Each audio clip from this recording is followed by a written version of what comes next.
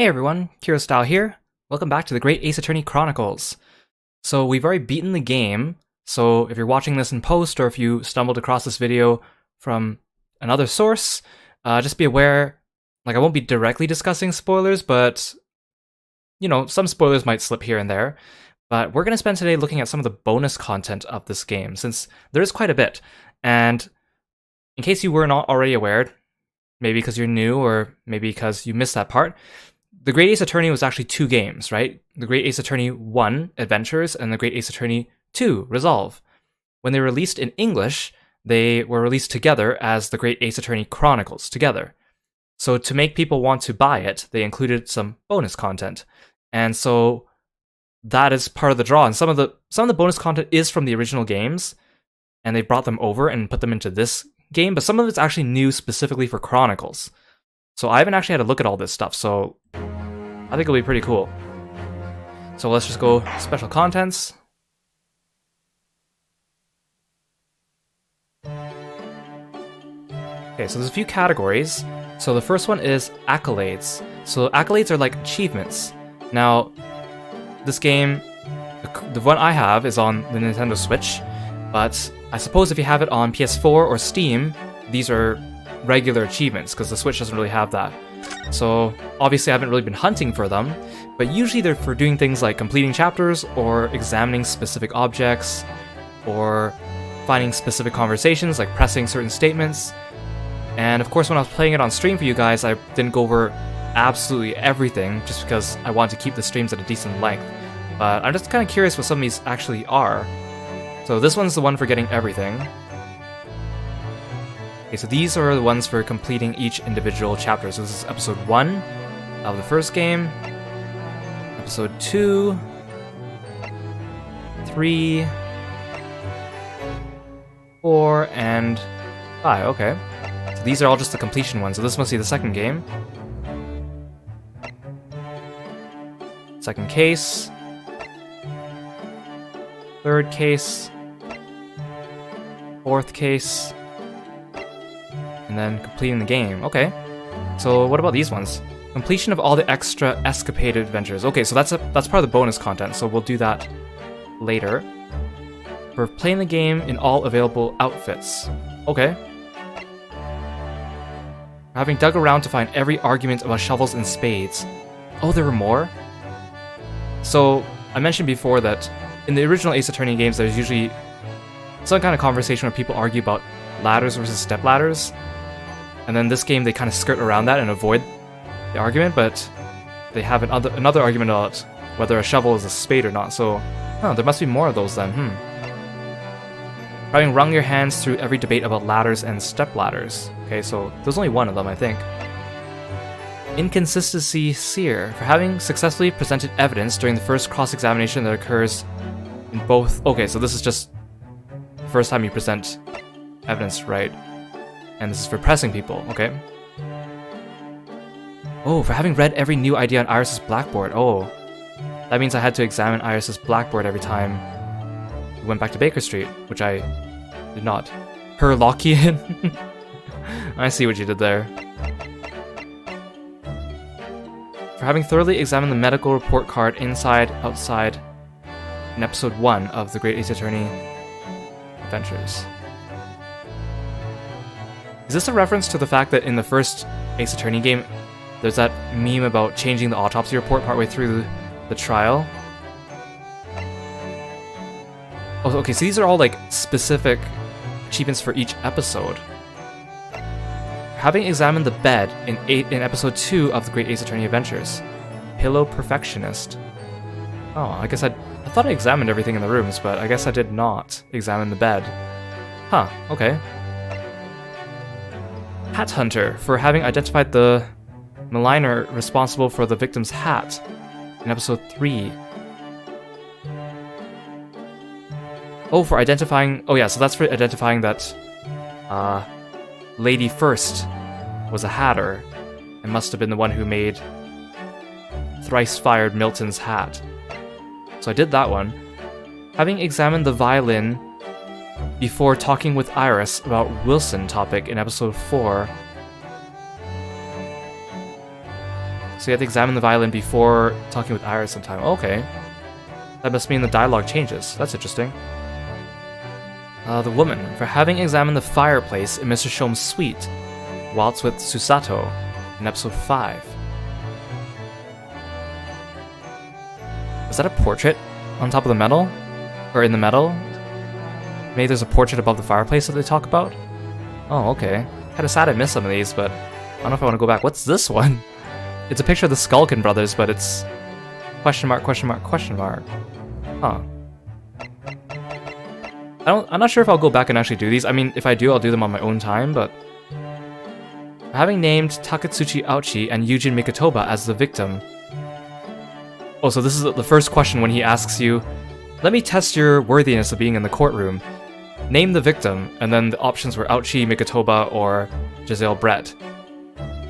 So you gotta get it wrong. Father Frustrator. Disappoint your father.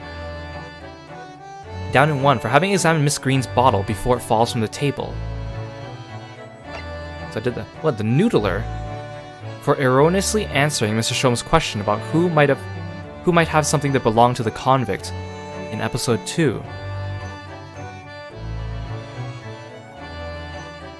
So that means something that might have belonged to Selden. Oh, you're supposed to say William Shamspeare, but if you answer something else. So a lot of these have to do with getting answers wrong. Huh. Inspirational Roots. For presenting the armband to Lord Van Zieks in episode 3 of the Great Ace Attorney 2 Resolve. Oh! Because this is the episode where it's the first time we go to Van Zieks' office, and we see his apprentice sitting in the corner. And you also see him on top of the machine stage, the experimentation stage. Oh, because your armband is originally from Kazuma. So if you present the armband to him... Huh. And I guess it mirrors the fact that Van Zieks, his prosecutor's badge is from his brother. Best chips in town, aw. We're talking with Gina after Ryunosuke regains consciousness, following the incident with Toby in episode 4. Also, after the dog licks his face and he falls over, you can go back and talk to Gina? She talks about the best fish and chips in town? Dang, I want to know where to get the best fish and chips in town. I always thought that that scene was kind of weird. I always assumed that it was just to force you to go back to Herlock's place, and basically force you to say, oh, something happened while we were gone, and then do that last deduction. And it wasn't actually, like, plot relevant, it was just a device, I guess? Oh, what's this one? So these two are from the last cases of their respective games. This one has a picture of Karma on it. So these are, like, secret achievements. Okay. Now, the nice thing is, I'll just quickly go back, is that you can start the game from wherever you want. So you can choose whichever game you want, and then when you choose it, you can actually do a chapter select. And the chapters don't just follow the save points. They follow each section, so like opening, trial start, recess, Miss Brett's appearance, Susato's sudden entrance, and conclusion. And then each one breaks it up into many parts, so doing these achievements isn't so bad if you go back and actually select it. Which is nice, because the old Ace Attorney games didn't really have that. If you want to replay something, you had to replay the chapter from the very beginning, which, of course, they can get quite lengthy.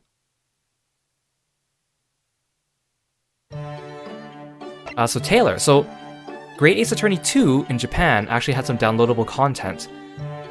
I think it was like pre-order content, and I don't think it was paid content. Maybe it was released later as paid content, but you can actually equip different outfits on the three main characters, Ryunosuke, Susato, and Shomes, and they wear these outfits during the cutscenes. I was kind of tempted to use some of these, but I think for the first playthrough it's nice to see them in their originals. This only works for Ace Attorney 2 though, it doesn't work for Ace Attorney 1, or Great Ace Attorney 1, because the outfits were not made for that game. So Ryunosuke and Susato's outfits were, because they're Japanese, their downloaded outfits are Victorian outfits from London. And then Herlock, since he's English, his downloadable outfit is Japanese. So, I can't rotate the model, okay. So I think this looks really good, actually. I'm a little bit torn about the goggles. I think the goggles look good, but I wouldn't want to see him wearing goggles in all my cutscenes. I think it's a good outfit. He's got a tie, Nice jacket. I like how the sleeves are rolled up. He's still got the arm thing on his left hand.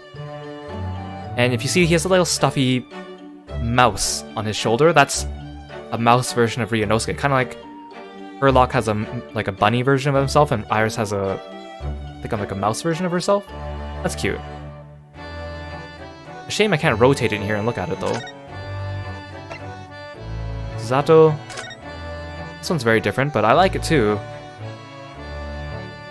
Very cute. Wait, is her arm clipping through her purse? I think it is. You see the bronze heart outline of her purse is clipping through her arm. Okay, now this outfit is a little... I don't know, the other two outfits were good. This one, I think, is just funny. It's supposed to be funny. Sholmes' Japanese jumble mix.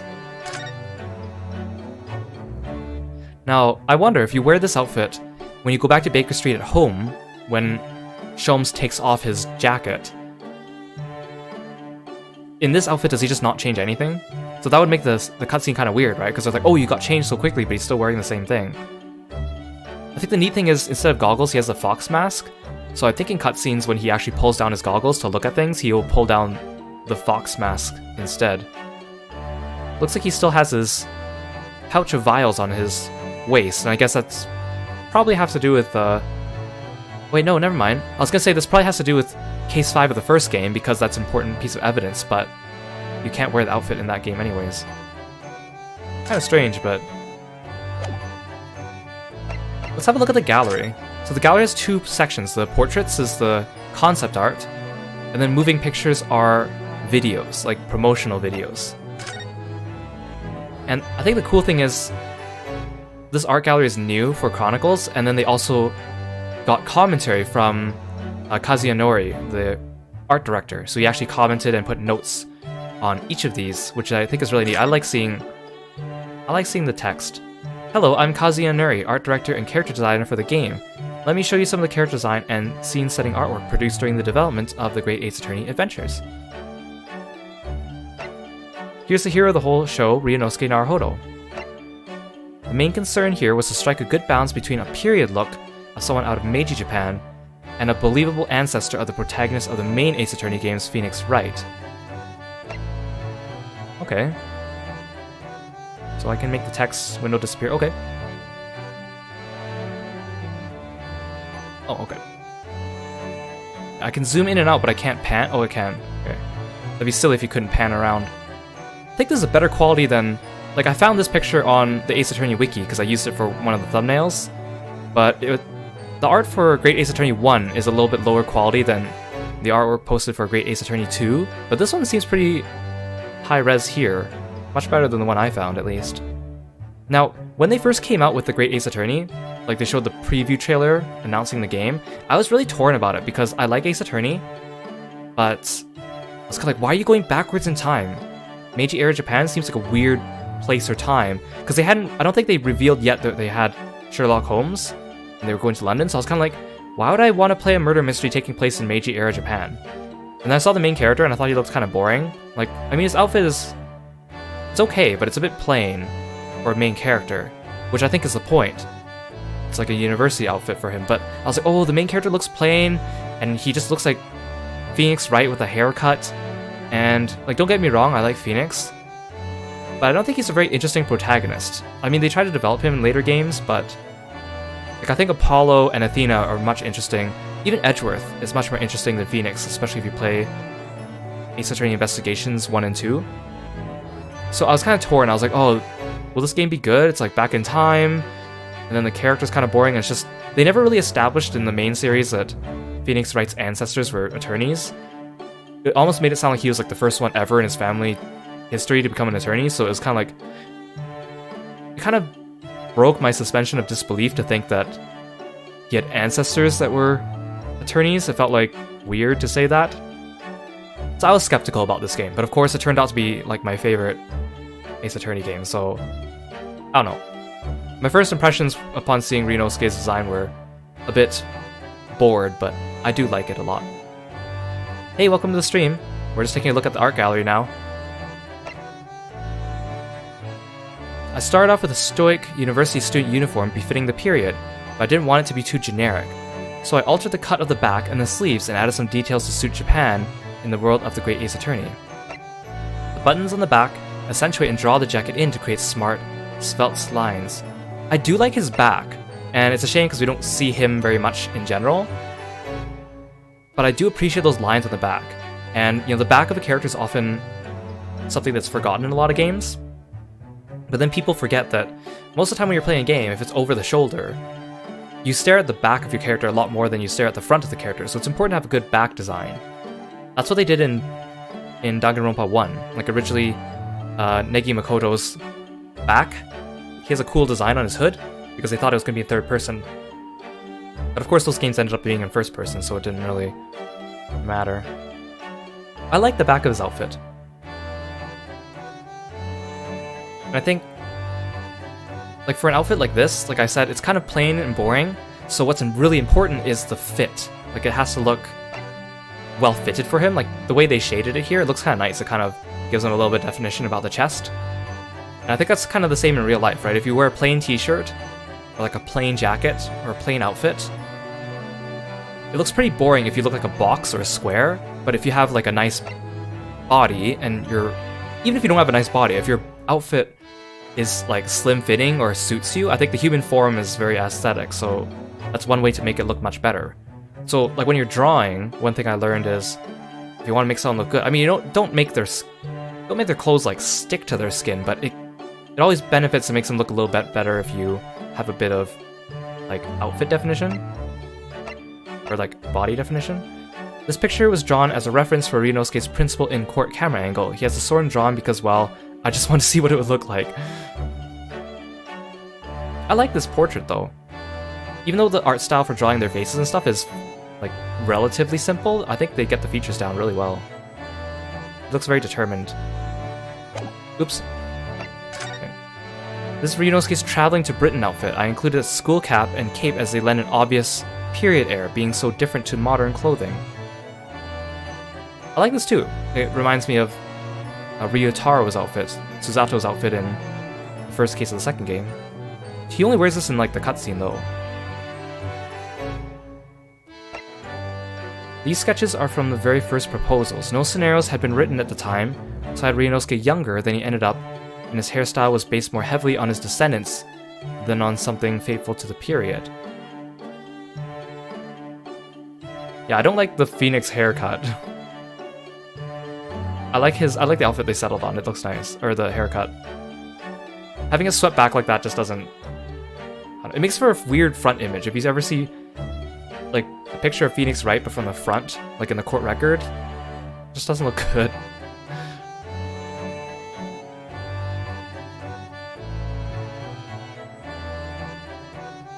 I like these actually.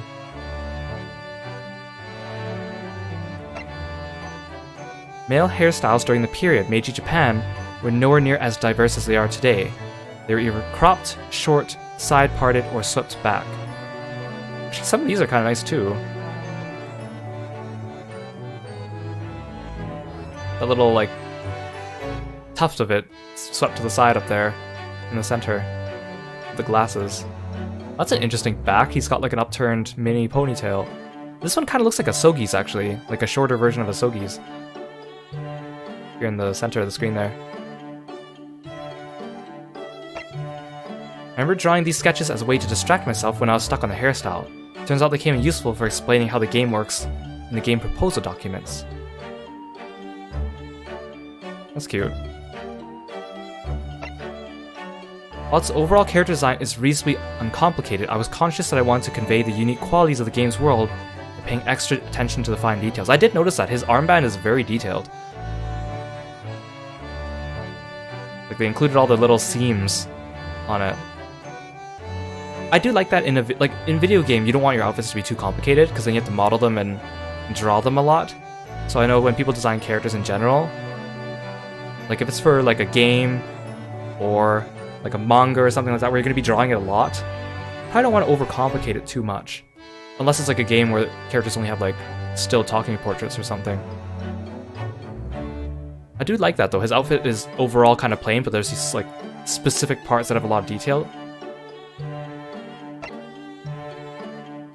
Oh, he introduces himself again at the beginning of every character, I guess. Hello, I'm Kazuya Nuri, art director and character designer for the game. Let me show you some of the character design and scene-setting artwork produced during the development of the Great Ace Attorney Adventures. So maybe they just copy and paste that for each. Oh, that's all you have to say about Susato. This is the female lead, Susato Mikotoba. That's all they have to say. Susato, in much the same way, I thought she was kind of boring when they first revealed her, when they first revealed the game. Because I was like, oh, she looks very stoic, very plain. Like, her hairstyle's kind of interesting, but like her face is drawn very similar to Ryunosuke's. There wasn't anything that like really immediately stood out from her design. But like, of course, like I've told you, I've grown to like Susato a lot, and I think it really suits her because of her personality as well. She like is a proper lady, trying to be gentle and like kind and thoughtful, very adherent to the rules. So yeah, I didn't have a, like, again, my first impression of the game when they revealed it before it actually came out was a bit, oh, these character designs are kind of boring, because they only show Ryunosuke and Susato, and she kind of just looks like another ancestor of Phoenix Wright in a way. But I grew to like her a lot, and her outfit. The theme for the design was that of a female student who embodied the principles of Yamato Nadeshiko, or the personification of the quintessential Japanese woman. She looks so nice when she smiles. Her hair is very interesting too. I think I read somewhere that her hairstyle was made not to be realistic, because someone realistically could not actually get their hair like this under normal circumstances. I'm sure cosplayers must have figured it out, but it's not really a standard hairstyle. I designed Susato's wrap to complement Ryunosuke's traveling clothes. Knowing it would only appear in the anime cutscene, I decided to keep the design overwhelmingly simple, with the exception of the clasp. It's cute. I like it.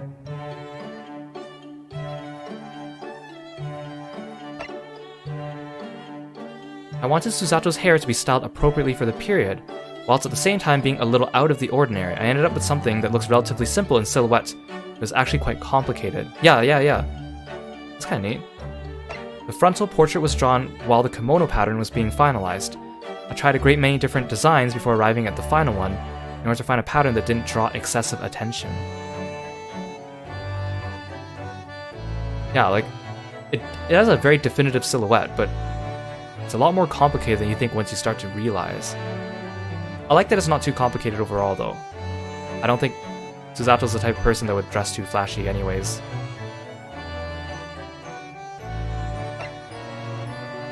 This is an early proposal sketch, when it wasn't yet clear how folksy to make Susato. Later, in parallel with Mr. Takumi's scenario development, I got a better feel for her character and softened her into a refined young lady. These are cute.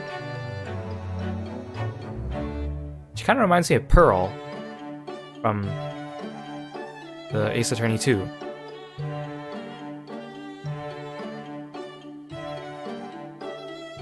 She looks younger too. Because every game in the Ace Attorney series has like a female sidekick. Like you get Maya, Trucy, Kay Faraday, and they're cute, but they're not really super useful. I mean, they're useful because they give you tips in the game, but they don't seem super competent like Susato did. She was like a great judicial assistant. She was a strong character. She was also good at martial arts. So she had a lot going for her despite her plain-ish appearance and non-stylish appearance. And I think it was nice because it was always weird, I felt, in the Ace Attorney games. You have like a lawyer or a prosecutor, and then your sidekick is some random girl you found on the street that doesn't have any experience in law giving you advice. And then the best thing they could do is sometimes is just shout, like, objection, no, don't stop the trial, and then put the burden back on you to figure out why. So Susato was an extremely helpful assistant. I still argue her as the best assistant in all the games, just in terms of competence alone, but she does a lot for you, actually.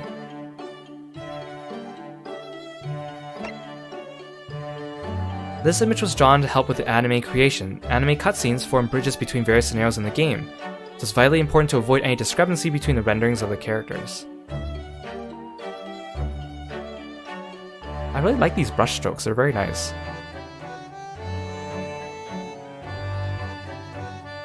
You can tell concentrated like a lot on the face and making the face look clean, and then the rest is a little bit more like brush strokey, which is kind of nice. You always gotta make sure you get the face right when you draw a character. If their face is a little bit off, even if everything else looks amazing, people will notice that right away. Because we are psychologically like wired to examine faces. It's always my intention not to interfere with the anime artists and their work, though sometimes minor corrections are required. It's a constant dilemma for me.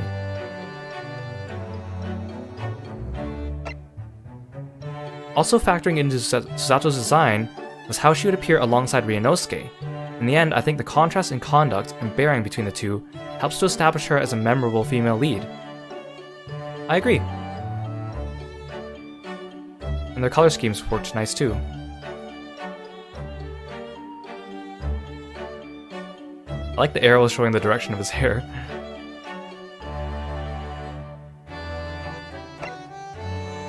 Okay, so that's the same. Here we have the great detective himself, Herlock Sholmes. But how was I going to come up with that design to satisfy the requested unique take on the classic detective? Yeah, Sholmes has a really nice design too, I like it. It's a little bit different than like regular Sherlock Holmes we see in media because he's got a bit of the steampunky thing to him. Like with the medicine vials on his waist, the fancy goggles. I also like his shoulder emblem, like the flower with the gear. I think one thing that this game does really strongly is every character has a lot of nice symbolism surrounding their character. Like if you watch the first trailer for the Great Ace Attorney 2, they introduce all the main characters, and around them they draw like nice frame around their face with borders and things, and all of them have like imagery around them. Like Susato has a lot of cherry blossoms and other Japanese imagery. Ryunosuke has like a Daruma doll and like his attorney stuff around him. Iris has a lot of writing instruments and utensils and teacups, and then Sholmes has like gears and little vials behind him. Baroque Van Zieks had like scythes and like bats and wine glasses. I think it's really important that when you design a character, you get like some items or some themes to like symbolize with them. Things that you could like put in a little background decoration to go around them. It helps to kind of bring their character out without actually being part of their design on their person. To begin with, I brought some steampunk elements to the Victorian-esque character. Then I tried to create a stylish arrangement of various period elements and some iconic characteristics of the original that I want to preserve. Sholmes' personal crest combines the cogwheel motif of his consulting detective business and the simple flower design of Iris's crest. The cogwheel symbolizes the Industrial Revolution taking place in Britain at the time. There are also overtones of the relationship between Sholmes and Iris in the motif, with Iris, the flower, at the center being protected by Sholmes, the cogwheel. I'm gonna say, oh, that's cute!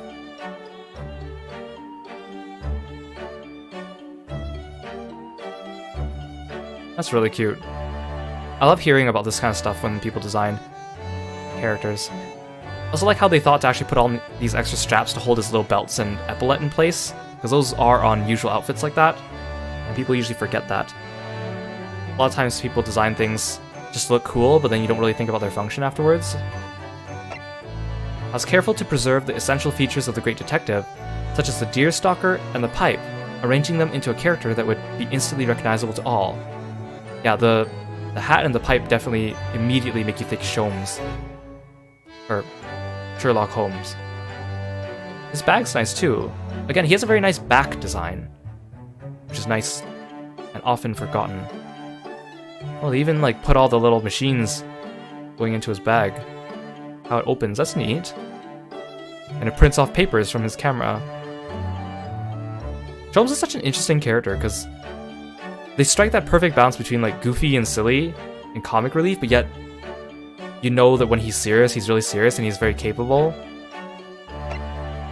Sholmes' equipment is an exception to the rule that it consists of technology belonging to a much more modern era than the game's setting, and takes in fantasy elements from the world of the Great Ace Attorney. The gun Sholmes makes use of his investigations is a percussion revolver that could actually be employed as a regular firearm.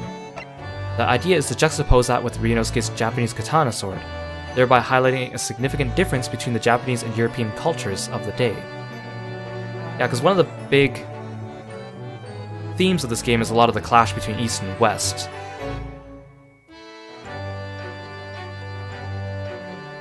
I like the different colored bullet cartridges here he can put his vials in. Even the shoe design is kind of nice.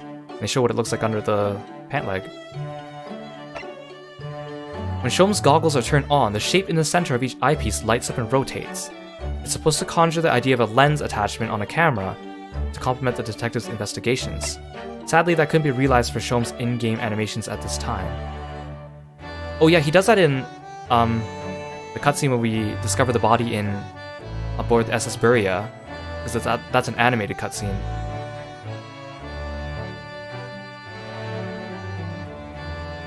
Oh, it turns pink in that one. Option, adding. I really enjoy seeing, like, sketches of how characters are supposed to move in games, especially for fighting games. If you ever look at the artwork for a fighting game, they'll show how they draw some of the sprites, and it's super cool. Or like, especially like Blaze Blue, if you ever see the Blaze Blue art books, they're very, very good. This is Sholmes' indoor attire, since I assumed he wouldn't be comfortable relaxing at home whilst wearing all his detective's paraphernalia. His hair is styled as wisps of smoke to complement the indispensable pipe. Although the usual portrayal of Sholmes is of a man with black hair, I want to give him a different color to provide some variety next to the hair of Ryunosuke and other Japanese characters. When I first saw Sholmes in this outfit at home, I didn't immediately recognize him, because it doesn't have any of the bright, like, yellow browns that he wears on his overcoat.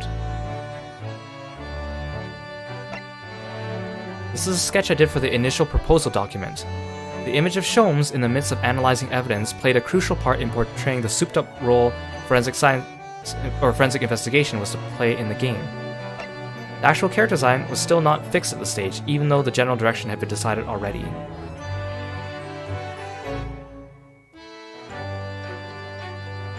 That's neat, he's got it like hooked up to his bag and everything.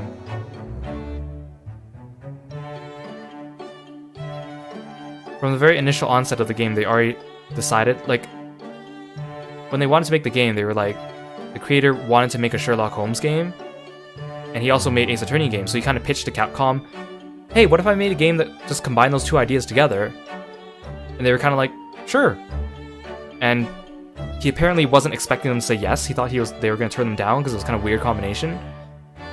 But he did a really good job with it. Like, I like the aesthetics of Sherlock Holmes, but I'm not really a fan of the actual Sherlock Holmes novels. I find them a little bit boring. But I love what Sherlock Holmes has done for popular culture, if that makes sense. Oh wow, this is a very early proposal sketch. It was supposed to portray a somewhat dark London with heavy steampunk influences. In the end, the Sholmes-ness was too diluted, so the design was scrapped. I subsequently settled on the game Sholmes as a man whose striking appearance is only diminished by the striking erroneousness of his transcendent deductions. Yeah, so another one of the concepts they pitched was the game mechanic would be correcting a great detective's mistakes. So even from the outset, they were already planning to make Sholmes make a ton of mistakes. Okay, we're on to Iris now. Here we have Iris Wilson, whose character was developed on the basic idea of a child genius. See, Iris I was also a little bit unsure about when they unveiled the game, because like Susato was not the young girl companion like a lot of the other main Ace Attorney leads, but then suddenly instead of like Dr. Watson, they said actually Dr. Watson is a short little cute girl. Like it almost sounds like something like a gacha game would do, right? Turning everyone into cute little girls. So I was a bit hesitant to be like, oh, what's she gonna be like? But of course as we know, Iris turned out amazing, and I love her. I want to protect her. Iris brings together a number of rather eccentric elements of the game world in a subtle and controlled way. At first glance, her hair appears to be tied up in a cute style that combines elements of ribbons, bows, and hearts. But in fact, her fringe follows a golden spiral, a logarithmic curve based on the golden ratio. Oh. What appears to be ribbons of hair, tied in a bow from the front, are revealed from behind to be a Mobius strip, a type of surface with an interesting topological property signifying Iris's infinite possibilities. Oh, that's interesting. A Mobius strip in the back, I didn't realize that. So a number of secret mathematical curiosities have been deliberately hidden in this young child genius's innocent appearance. Oh, cool.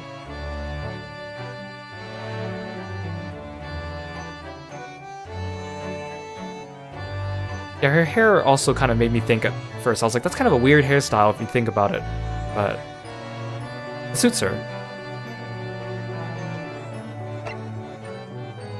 I decided to make use of a flower plant motif in Iris' character design. That was partly inspired by the long history that the use of herbs and plant aromas has in Britain, but also because the idea of blending herbal teas fits naturally with Shom's chemistry-based investigative techniques. The goggles, gun, and knapsack are a set that matches Shom's accoutrements. The goggles in particular were part of the initial design, and always intended to not just be a cute addition but lend a dubious air to Iris' appearance, to make people think there's more to her than meets the eye.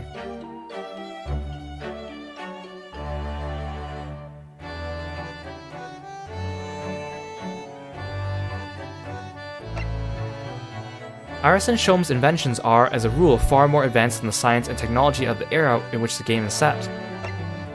The thermos flask would have been considered a magical bottle at the time, but in the game's late Victorian setting, Iris and Shom's have already developed one and made use of it in their everyday lives. Though technologically advanced, the appearance of their inventions follows the typical style of the era. Iris carries the gun she's developed, the Aroma 1, in her knapsack. Now, she uses an interesting, like a thermos, but no one really takes special note of it beyond like her first time that she says anything about it, where she just says, "Oh, I invented a cup that can hold your drinks and keep it at a good temperature." Every time I saw her from the front, you can see that little, like that tuft of hair in the middle of her bangs. It was like rounded on the end and had a little bit of a spiral to it, so that's the golden ratio thing that we were talking about.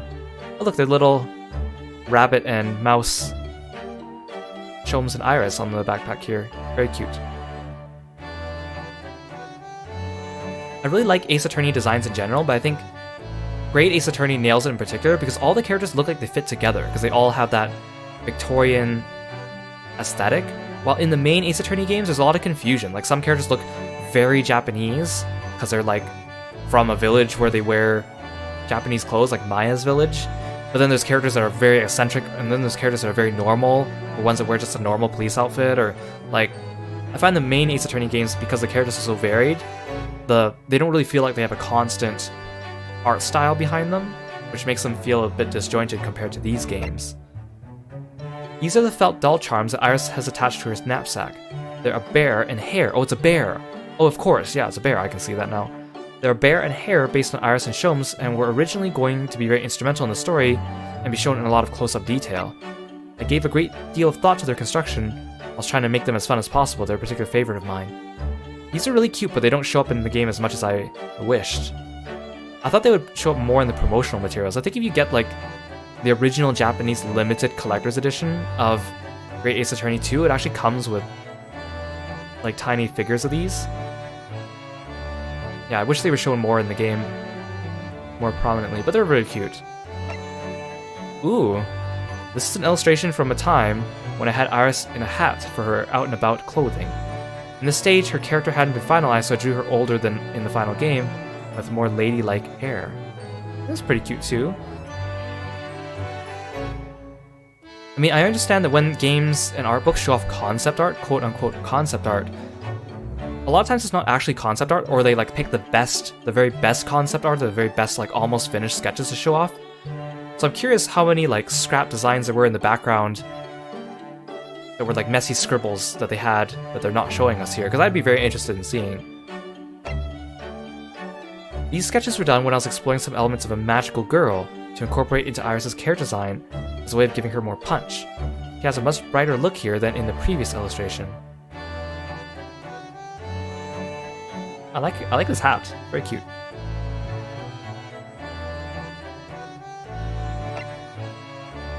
This is an illustration I drew when Iris was almost complete. It contains all of the key elements that make up her design, but her face is a little more mature than in the final cut. In the end, I gave her a slightly brighter and more bubbly expression and include some additional ladylike touches to produce the young Miss Wilson you all know from the game. She has the bag here, and the dolls on her waist there.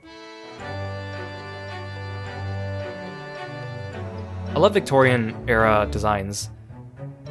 They're so sophisticated, but very aesthetic too. Ooh, that's our favorite boy.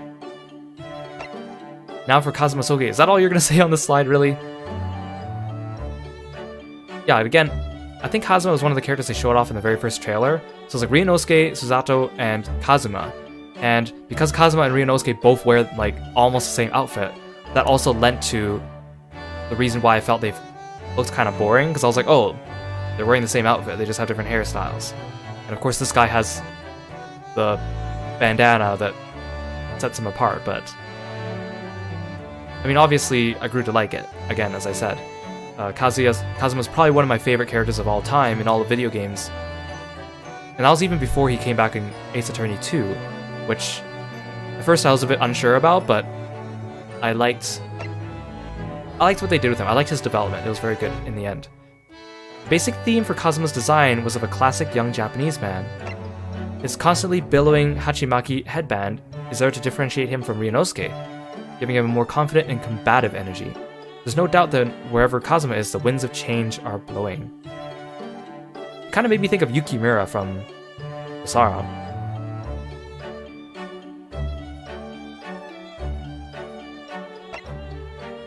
Whilst Kazuma clearly has the spirit of a samurai, he's also keenly aware as a visiting student hopeful of the shift in cultural attitudes arising from Meiji Restoration. The addition of the leather gaiters and a sword belt as influences from the Western world highlight the character's social awareness. Yeah, I do like that about his design, actually.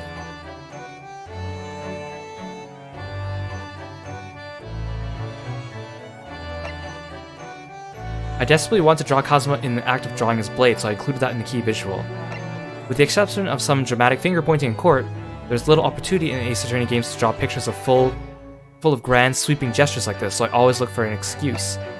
I'm particularly pleased I could really go to town with a picture of Kazuma at this large scale. Yeah, this picture's on the box art of the first game, and I really like the shading on it. It looks really good.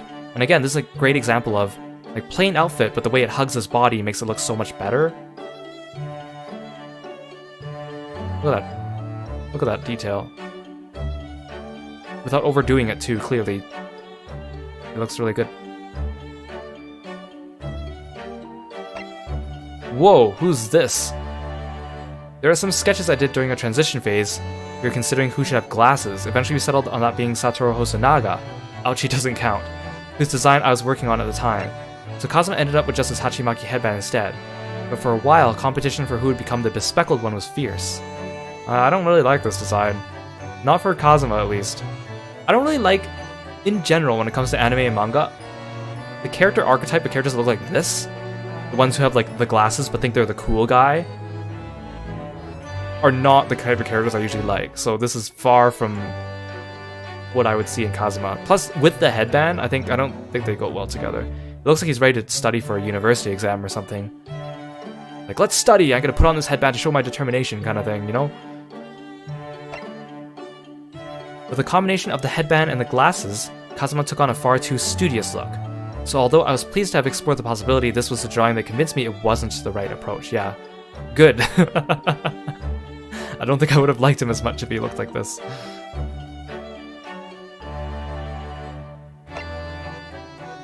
This sketch was done when Kazuma's design was almost finalized. I was hoping to draw both Ryunosuke and Kazuma side by side, wearing matching hats and cloaks. That's a picture I'd like to try to draw one day. Oh, so that's why he drew that for the bonus art for completing Ace Attorney or Great Ace Attorney 1 in this game for Chronicles, which is in the art gallery later. Looks cool. Looking cool there, Kazuma. Since Kazuma plays such an important role in the story, I put a lot of energy into giving him a striking appearance that immediately reveals his dependability and kind-heartedness, as well as his relentless determination. I really hope he makes a memorable impression on anyone who plays the game. Oh yeah, I've seen a lot of thirsting over him for all the people getting into the game recently. And of course, you know, a few years ago when I played this game in Japanese and I was so into it and I wanted to find all the fan art, there was a very small community, or you had to dig into the Japanese community, and even then it didn't feel that big, and I was so desperate to get more material on this and also talk to people about it, but I was like, no one's played this game. No one could talk to me about it. I want more content. So seeing everyone like suddenly get into it, and especially because Kazuma leaves such an impression on the very first case and the second case, everyone was falling in love with him, and I was like, yes, good, everyone, yes, that's my boy. Here we have the British prosecutor Baroque Van Zieks, whose character was to be themed on the sinister Reaper of the Bailey demigod. I think they strike a good balance of making him like serious and looking older. Like he has that furrow in his brow, but he still looks like kind of young without looking too old. At least in this artwork. Despite the God of Death theme suggested for his design, I decided to avoid taking that too literally, instead trying to produce a character whose bearing and presence conjure ideas of both death and darkness. To that end, I took inspiration from vampires, werewolves, fallen angels, and the like, incorporating lots of dark elements into the man's design and bringing them all together by portraying him as a member of the aristocracy. That makes him sound really edgy, doesn't it? He's an edgelord. I made his clothing extremely ostentatious, drawing on elements from a variety of traditionally British ceremonial and military attire. I also added some extra ribcage-like detail around the midriff. Did you? Maybe he's talking about the bands that go across his chest. His saber is supposed to contrast directly with Ryunosuke's Japanese katana, bring out the difference between East and West, the samurai versus the knight. He doesn't really draw his sword or use it for anything though, does he? He talks about using it, but he uses wine glasses more as weapons, doesn't he? As with Kazuma's headband, I knew that realizing Van Zieks' cloak in-game would be technically complex, but I also knew that it lends a lot of credence to his dark persona. I was quite insistent about it. The end result was that the aristocratic prosecutor's flamboyance and Dracula-esque darkness are both instantly appreciable, and I'm very grateful to the staff for their determination in achieving that goal. The first few trials, he makes a big deal of like throwing his cloak off when he's getting serious, but then after that he just starts the trials taking it off at the beginning, and then eventually you just stop seeing him take off his cloak at all.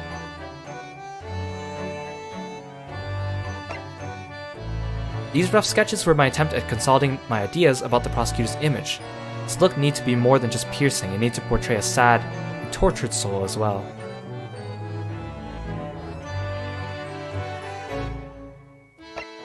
Whoa!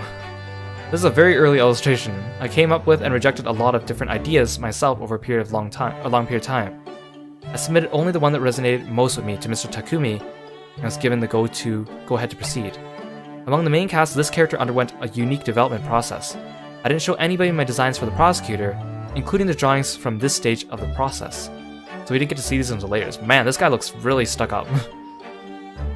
I don't like that hair. It doesn't go well with his face shape. He kind of looks like a Fire Emblem character. He looks like a character that would be like a generic enemy boss. Maybe he's a bonus character or joins you later. Oh, mole. I like to consider lots of options in the early stages, so I produce a wide range of drawings at the start of the process.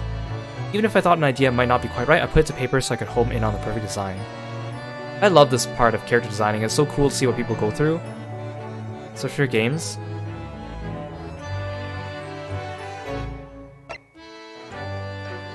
Whoa. Looks almost like a peacock or something. This is a proposal drawing I made just before setting on the final design. Personally, I was quite fond of this one. He has a more pained expression than in the final version, and the cloak is modeled on a raven's plumage. I always enjoyed drawing dark heroes, so I really like all the elements of Van Zieks' design and his overall appearance. That's an interesting hat. The helmet. I think this is a good design, but I don't think it is good for Baroque Van Zieks just because we're so used to seeing the final Baroque Van Zieks. Oh, this must be the key art and visuals section now. This picture includes all the main characters and was produced in the same vein as the artwork I came up with for Phoenix Wright Ace Attorney to make it instantly obvious that this title is from the same series. It was used as key visual in the early stages of development. All the original box art for the first Ace Attorney games have this design. It's 4 character panels, vertical, main character, usually the main girl, and then 2 of the other characters. Usually one of them is the prosecutor, but not always, for that game. That's the thing too, because every Ace Attorney game they switch the prosecutors around, and sometimes that's good, sometimes that's bad, because I grow attached to some prosecutors, I miss them. Some of them I feel aren't as good as some of the other ones. And it also means that they have to conclude the prosecutor's story by the end of the game, which is usually 5 cases. Technically 4 cases, because you always fight Winston Payne in the first one, so... Of course, these games get around that. They use Baroque Van Zieks for most of the trials, until near the very end, of course. So in a way, they did have 2 prosecutors for 2 games, but in a different type of way, right? In this section of the gallery, I'd like to present some of the character design drawings for the less major characters that were created during the development process. Hope you enjoy them. I like seeing these 2 almost even more for the minor characters. Okay, so I think every single one's going to start with the same introduction, just in case you skip straight to a certain character. Now we move on to the contingent from the Empire of Japan. Yujin Mikotoba, he's Susato's father and a university professor, but to make sure his expression could be seen as both kindly and stern. I've established the cherry blossom as the emblem of the Mikotoba family, and Yujin's pink Hayori overcoat clasp is modeled on a cherry tree in full bloom. The hem of Susato's Hakama trousers also carries the family crest. Whoa, seeing Mikotoba clean-shaven, without a mustache? That does not look like him anymore. Oh, was that supposed to be him 16 years ago? That's what it says above the picture? Yeah, Mikotoba was one of the characters where I wasn't sure if I should trust him or not at the beginning of the game. And then I slowly grew to trust him, and then it was revealed he had more and more secrets, and I was like, should I continue trusting him? Are you going to end up being a bad guy? Takatsuchi Ouchi, this character's design is crystallized in an instant. I verbally suggested the idea of a Chanmage top knot to Mr. Takumi, and he immediately agreed.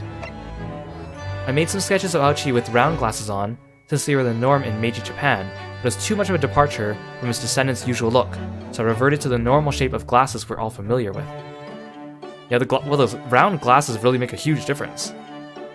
He looks very different. He doesn't look as recognizable as a member of Winston Payne's family. The judge of the Supreme Court of Judicature of Japan, I decided to take a different direction with this judge as compared to previous judges in the series to accentuate the military atmosphere of the Japanese courtroom at the time. Since he passes judgment on wrongdoers, I thought I'd take inspiration from the portrayal of the Buddhist god Enma. Then I added the beard and some flames to my design. I made his gavel golden and styled it on the traditional Uchide no Kuzuchi, magic hammer of Japanese legend. Yeah, it kind of looks like a golden hammer you would pick up in some video games, doesn't it? The ones that like give you extra coins for a limited amount of time or something like that. He had a very striking appearance as well.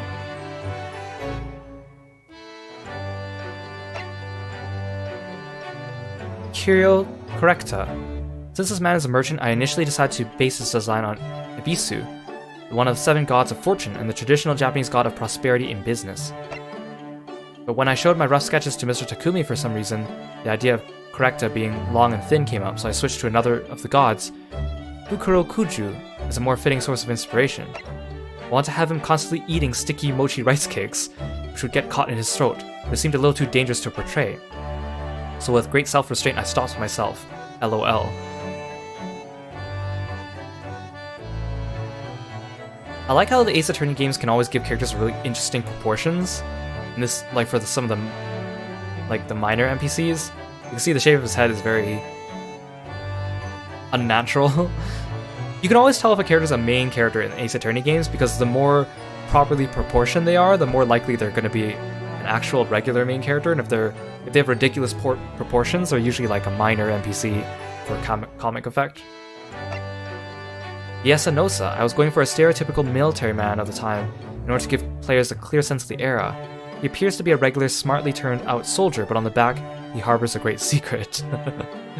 At first, we considered having Yesa fold cranes in secret as a sideline business, hiding his paper creations behind his back.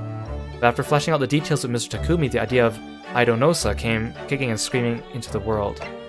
The constantly runny nose is an expression of the poor nutrition children of the time had to suffer, and Yesa's mustache was deliberately designed so it'd be easy for young Aido to tug. And of course, the similarity of the father-son hairstyles is another detail not to be missed.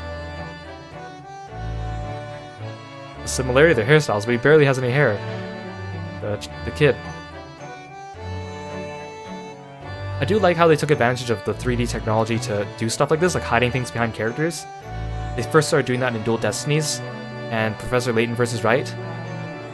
Because, of course, with the 2D pixels, you couldn't really do some of the same gags as some of the other things that you would have in 3D.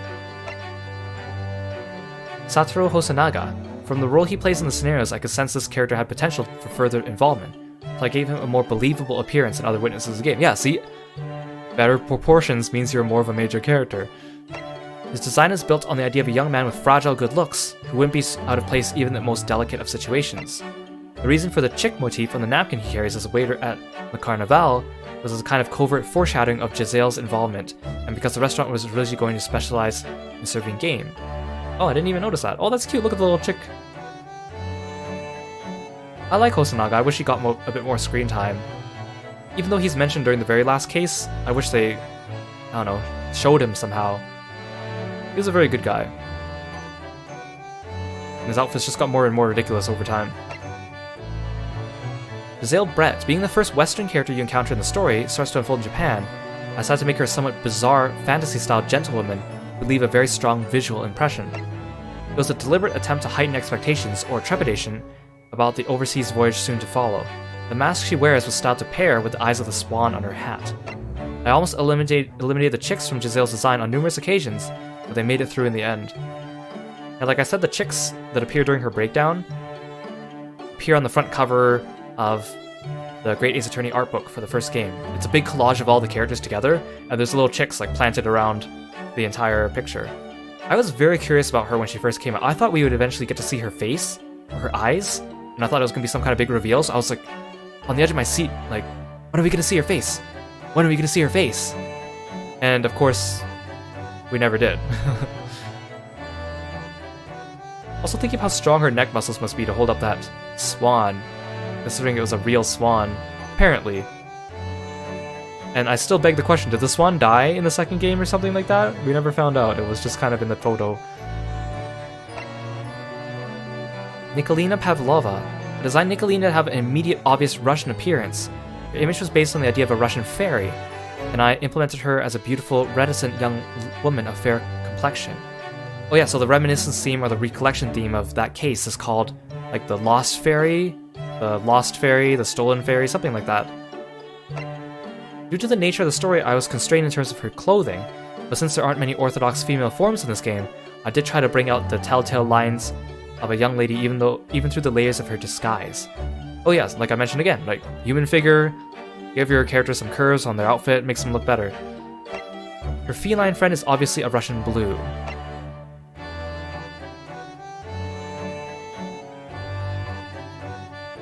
Aw, poor Nikolina.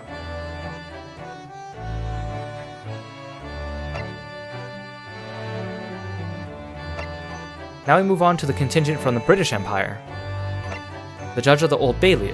I made the Japanese judge quite severe, in keeping with the feel of the Japanese courtroom, so I decided to make his English counterpart follow the more kindly appearance of the series' regular judge. For example, in contrast to the jagged beard of the Japanese judge, this judge's beard is more fluffy in nature.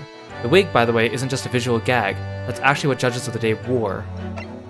I also researched the sort of clothing British judges would have worn in that period and used that to create a design that's unique to this game.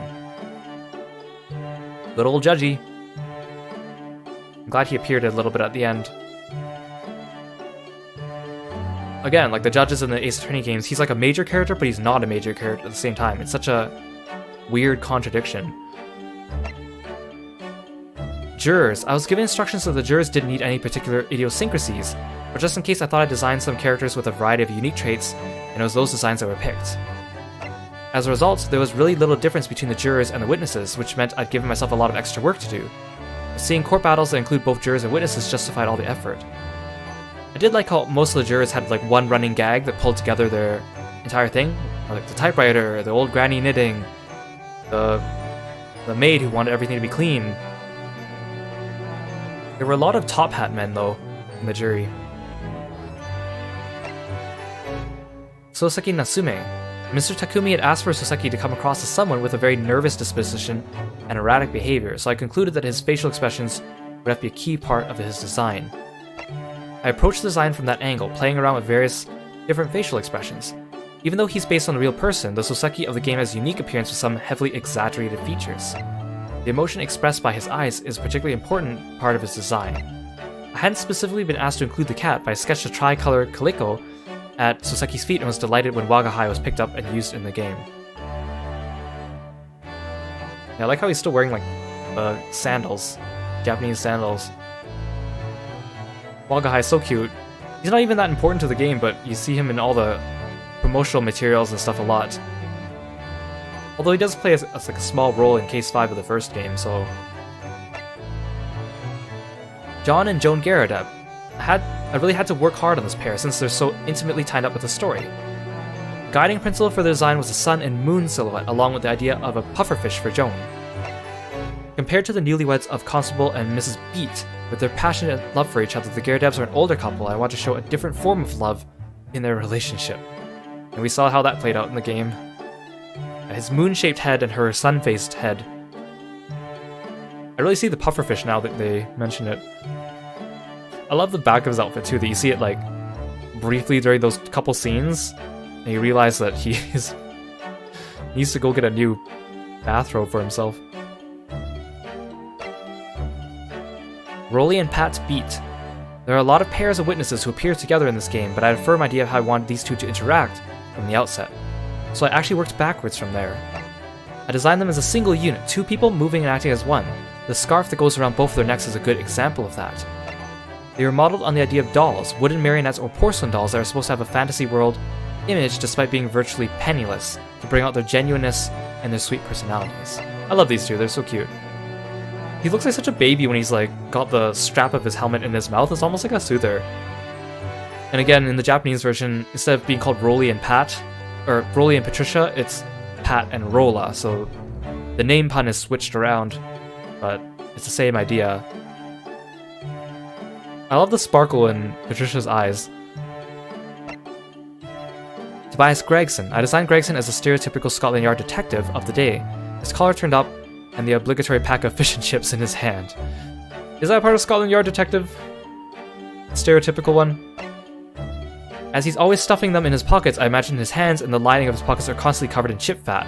Whenever I see him eating, my stomach starts to rumble. I always thought that too. I'd be like, oh, you shove that in your pocket, you get grease and stuff all over the inside.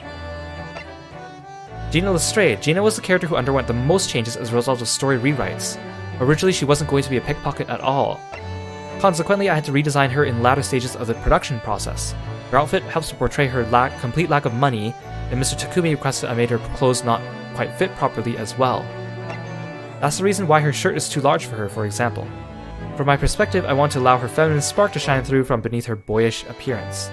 I do love Gina's design. I love this type of design, and I think it fits her character a lot. I wish I could see some of the development designs of her that I mentioned here.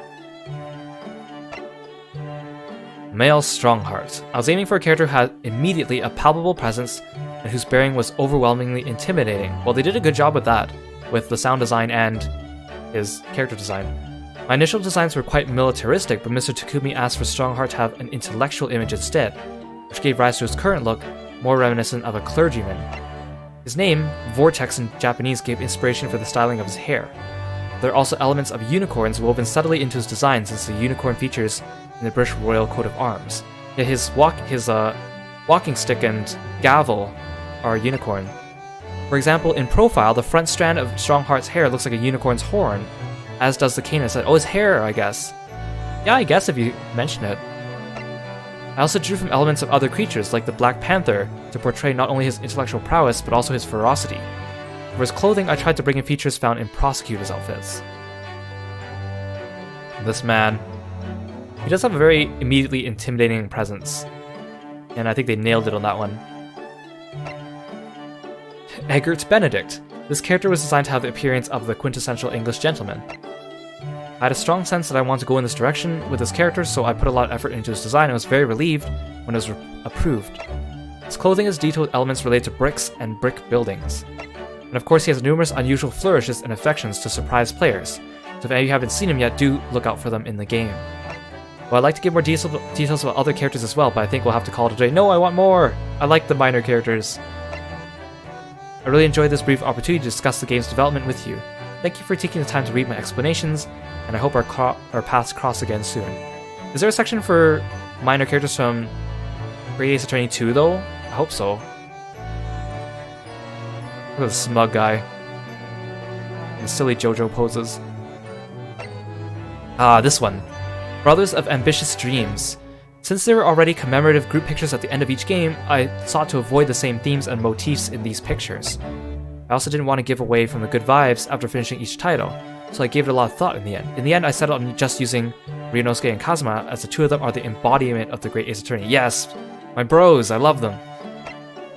This illustration tells of the hope and ambition in their hearts just before they set sail for Great Britain. Standing shoulder to shoulder, they're turned towards the same future at the start of their journey. Looking at this after experiencing the events of adventures, it's like going back in time and sure to stir up all sorts of emotions. I drew a similar picture once for the Adventures art book, but as this piece was going to be in the game, I made it more like a snapshot of something that might have happened in the story itself. I love this picture. It's so pretty. And I love that they both have their jackets on too. It looks really good. Brothers of the Dawn. I turned to the iconic final scene at daybreak between Ryunosuke and Kazuma for the inspiration in this symbolic illustration of their parting of ways. The image of a sun rising between their crossed swords was something I desperately wanted to include in the game, and it turned out to be a very emotionally powerful scene. It hints at their futures while showing the metaphorical dawning of a new age of the law. Rushing off down their respective paths with conviction in their hearts, Ryunosuke and Kazuma dashed away in opposite directions from the rising sun until the day their fates would cross once more.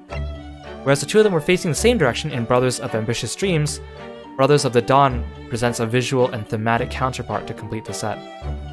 This is a really nice one too. I love the symmetry, but the asymmetry as well. Can I just say I really like Kazuma's prosecutor outfit too? I wish there was some concept art of it here as well.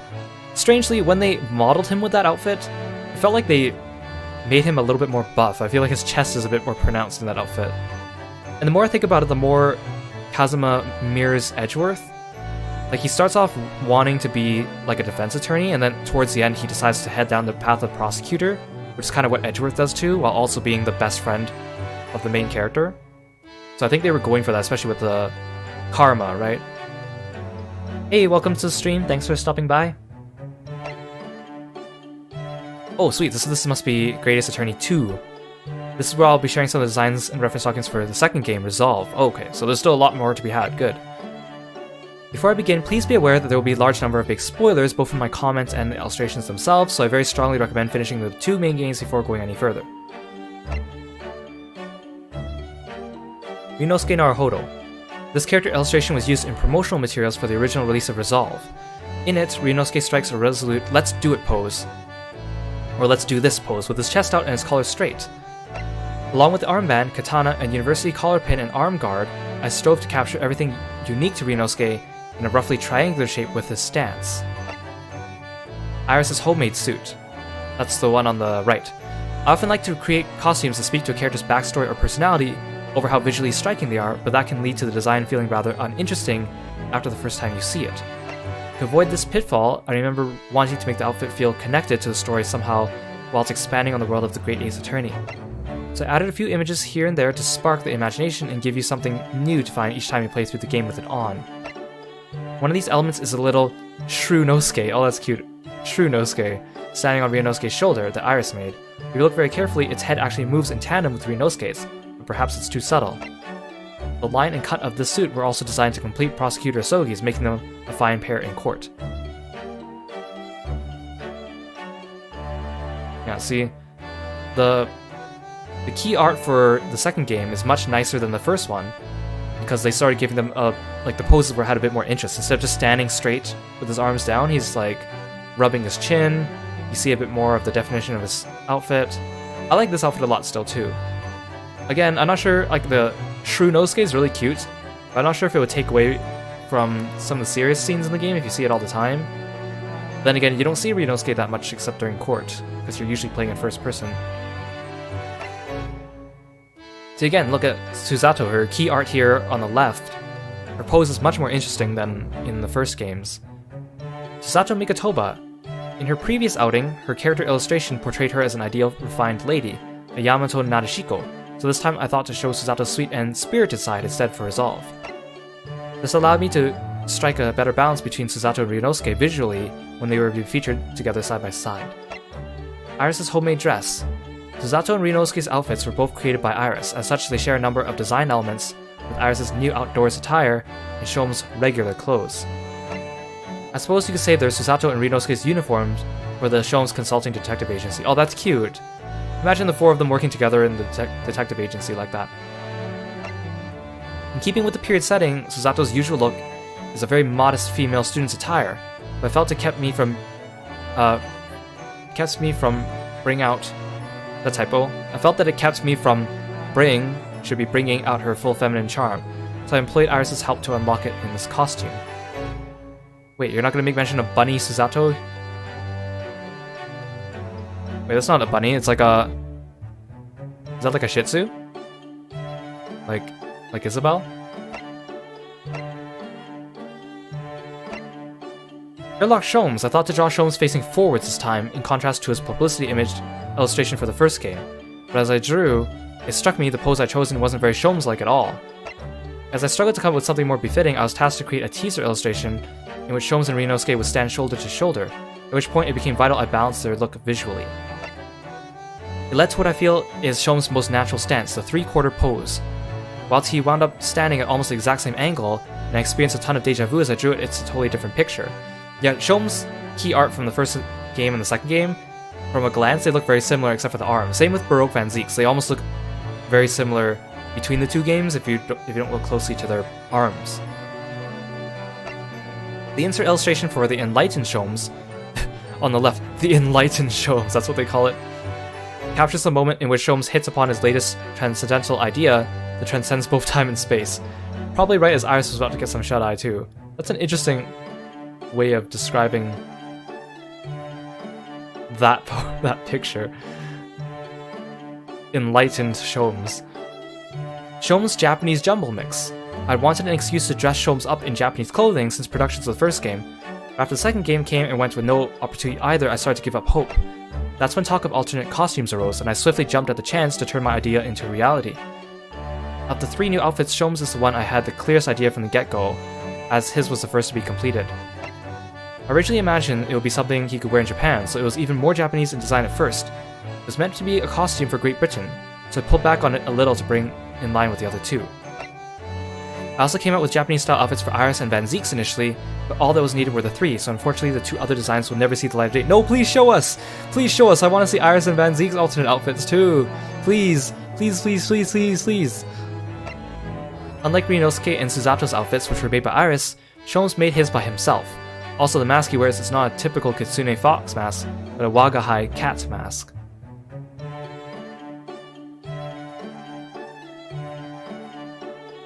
He's so silly in it, but also, it's still a good outfit.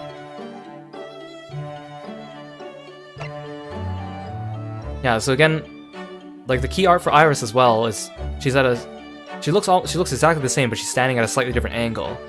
But you do get a view of her little dolls on her bag. Iris Wilson, I strove to bring out the cuteness befitting a child of her age more than in the previous game's illustration. I also want to show off her knapsack and the charms hanging off it, which both had been hidden behind her. Also of importance was how she would look when paired with Sholmes in various promotional materials.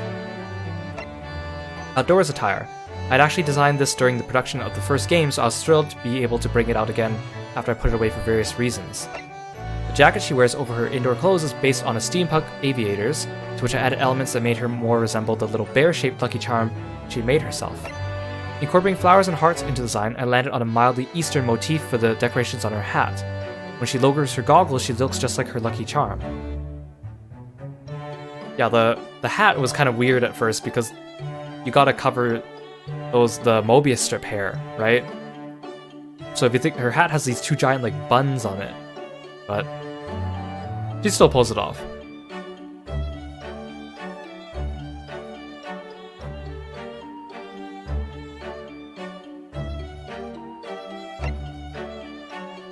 Wrote Van Zieks. I drawn 2 versions of Van Zieks, one with and one without his cloak, so that might be used during the early and final days of the game's promotion respectively to show him in 2 different lights. Unfortunately, only the cloaked version, or only the cloaked one where most of him was shrouded to show the Reaper the Bailey facade, was ever used, so I made sure his Resolve illustration would show both his dark demigod and aristocratic prosecutor sides. I had also hoped we could create a new in-game character model based on his open caped look in the game, but sadly it was not to be. There were a number of mysteries surrounding Van Zieks, related to his past and the Reaper moniker at the end of the first game, so it was a great relief to finally resolve them all in the second. Being able to draw him as he really is and show a different side of him from the Reaper was the greatest catharsis for me.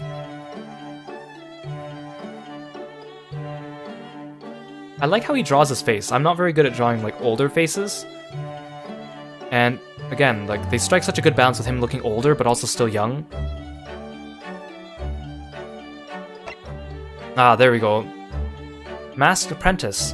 I suggested the idea of giving Van Zieks a young male judicial assistant during the development of the first game, and whilst it was well received, he couldn't be included due to time restraints. I made the suggestion anew during the second game's development, and was told it'll be hard to add a new character now, but let me see what I can do.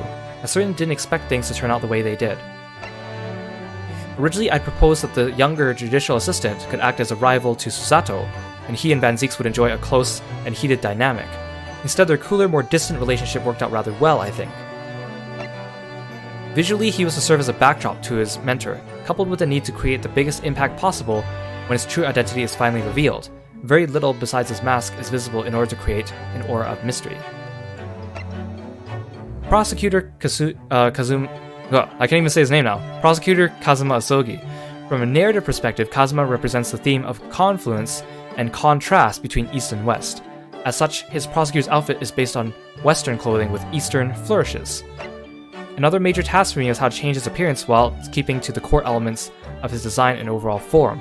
For example, the swapping of Kazuma's university student uniform for a military-style dress uniform. Other examples include the replacement of his Eastern Hachimaki headband for Western ascot tie, and his Japanese katana for European saber, and his eventual use of both swords at the same time. His main colors take inspiration from the Japanese flag and white snakes, which hold spiritual significance in Japanese folklore. His family crest, which is based on a real Janome snake eye crest and mask, are both snake-themed too.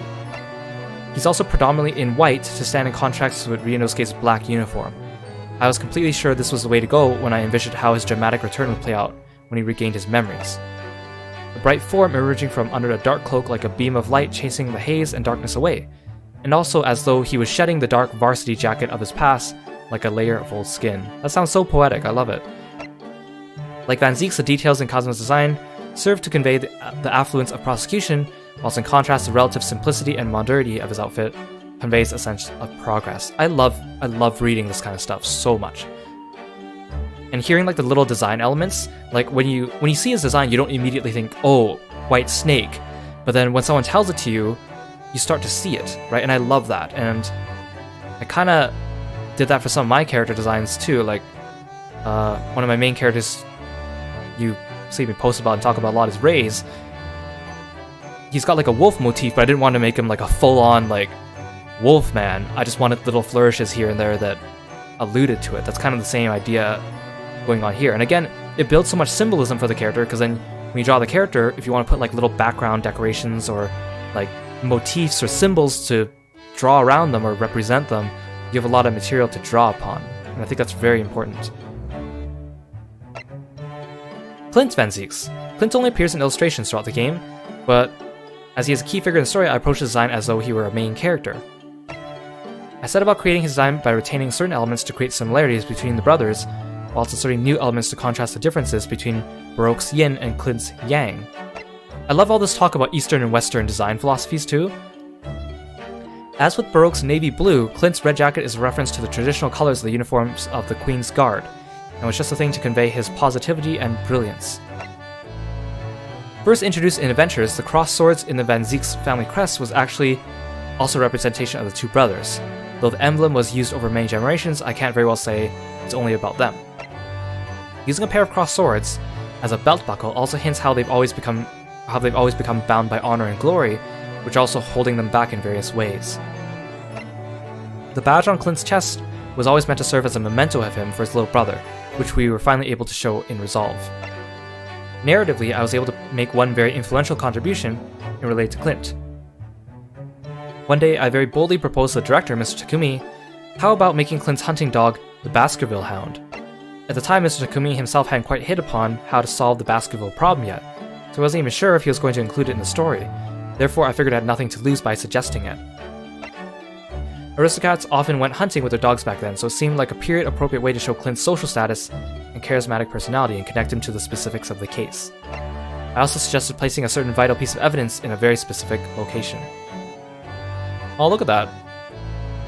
Look at little Baroque. Were they actually 10 years apart? I don't remember. And plus the fact that we only see Clint when he's young 10 years ago, so we technically don't see him age up, right? So I love this picture of them stretching their legs. Of course, you know, Baroque Van Zieks does the animation where he stretches his leg and puts it on the bench. And this is a reference to that, but also if you get the art book for Great Ace Attorney 2, again, on the front page, it's a big collage of all the characters, and Baroque Van Zieks and Clint Van Zieks are next to each other, and they're both stretching their legs up high into the air, like as if they're doing the can-can, and looking very smug and confident about it too. So I hope that illustration's in the special contents of this game, but I don't think so. But if you ever get a chance to see it, the art book of the game, of the second game, has them stretching their legs next to each other.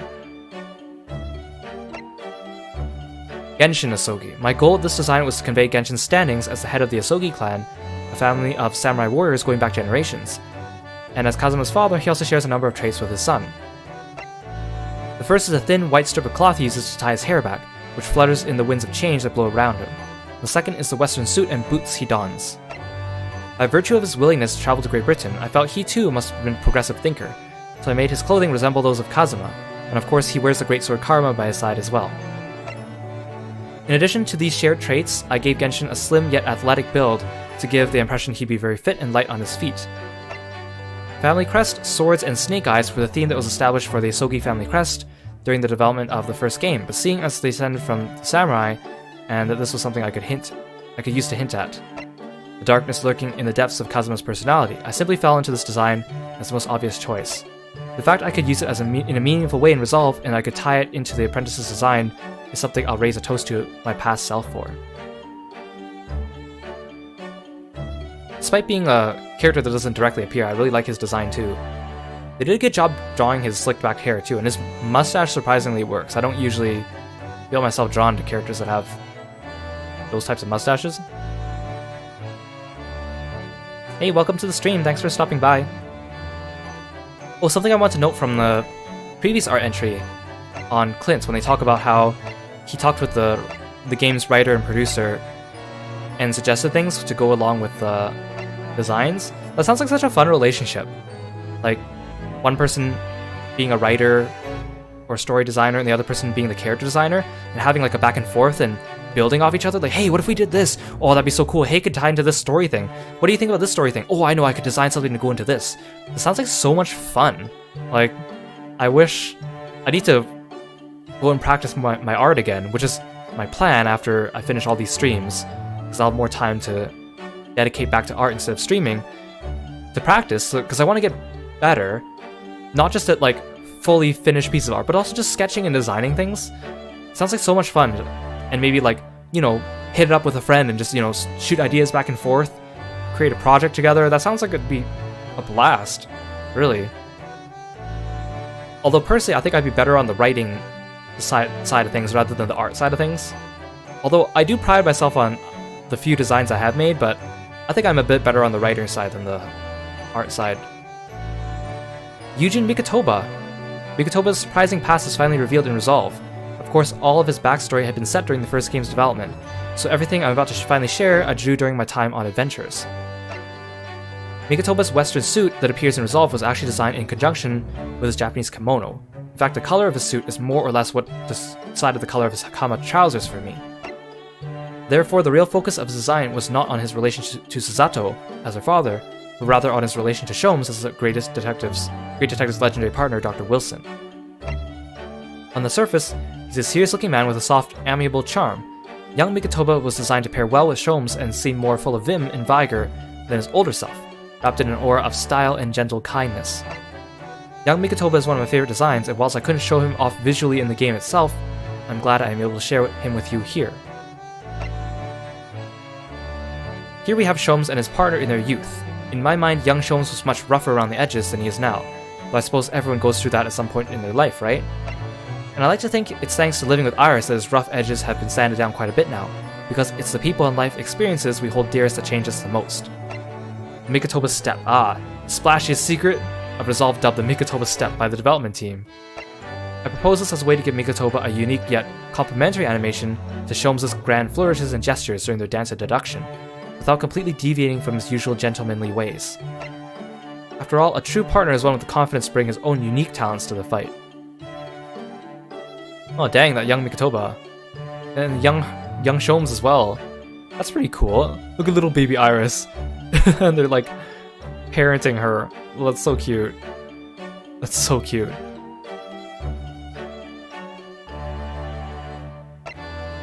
Ryotaro! I love Ryotaro's design. Ryotaro Naruhodo. Since women aren't allowed in the Japanese courtrooms of our game, it quickly became a question of how to present Susato as a man. Design-wise, there were two options: a look so unique that neither the player nor the characters would know who she was, or one where the player would soon figure it out, but the in-game characters would remain oblivious. The first idea would have made things difficult, and since there were no qualms about using the second, I was able to finalize a masculine look for Susato without any fuss. On top of technical limitations, not being able to cut her hair, considering what was happening in the story after the first episode, left design options very limited. Anyway, so the second choice was the only realistic one we ever had. I worked in a number of things, such as making the jacket just a little too big and the sleeves just a little too long to keep her design soft, and cement the girl disguised as a boy look without overselling. Oh, I love those details. Like, now that he mentions it, yes, the jacket is a bit too big and the sleeves too long, but I probably wouldn't have pointed that out myself. It's those subtle differences, I love it. Rei Minbami. Rei actually didn't exist at all in the first draft of the story. The only new character added slated to appear in episode 1 was Meni Memo, and the defendant was Mikotoba, whose defense was to be handled by Susato. Oh, I mentioned this. A series of thoughts struck me when I read the draft. First, I wasn't sure it was such a good idea to have Mikotoba be the defendant and also have him standing next to his own daughter, giving her advice on how best to represent this case. Doesn't Maya do that a lot, though? Second, a whole episode featuring nothing but a bunch of old men would make it for a very dull color palette. Sure, Susato was there, but she's dressed as a man.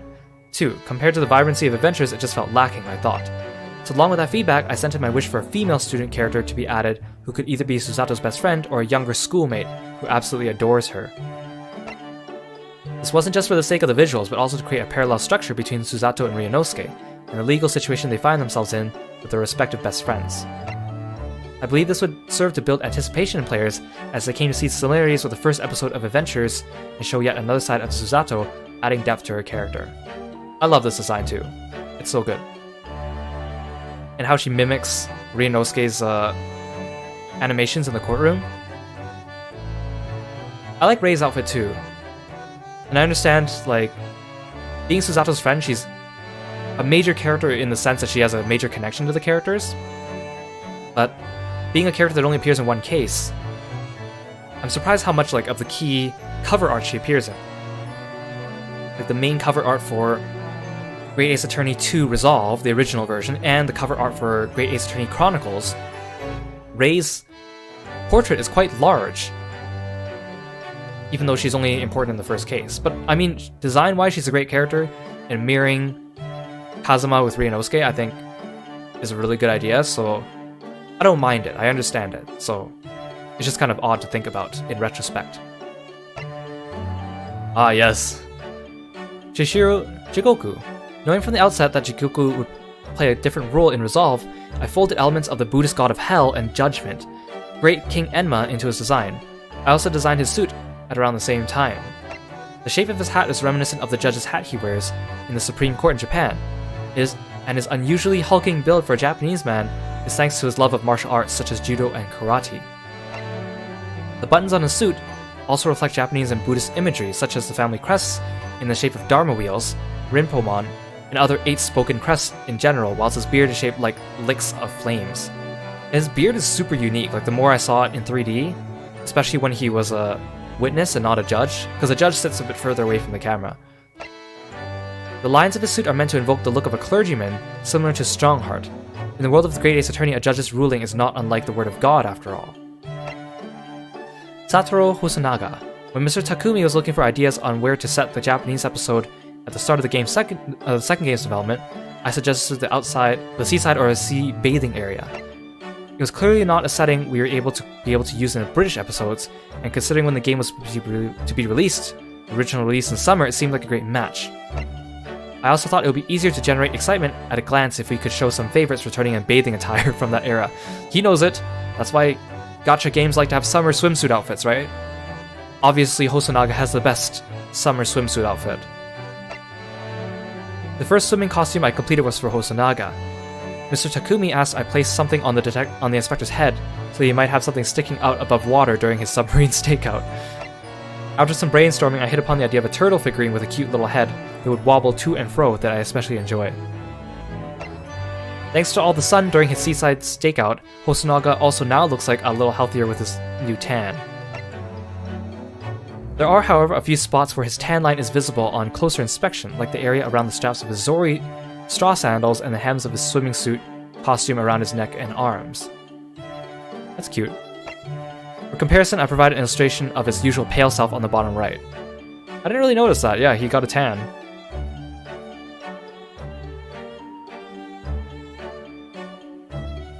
Mr. Turtle, very cute. Takatsuchi Ouchi. After his previous top knot was given the chop in the first game, the Ouchi of the second is a man who's finally begun his own cultural revolution. So I was given the task of revolutionizing his hairline design. A settled in look of a fallen samurai or a Buddhist monk, with only the small tuft he'd carefully nurtured being the new addition. Soseki Natsume. Soseki was in a suit for his appearance in the first game, so now he was not only in Japan, but a literary sensation. So as befits an author of the era, I traded his suit jacket for a Heiori jacket. I drew him once in a full kimono as well, but it was simply too Japanese and visually uninteresting.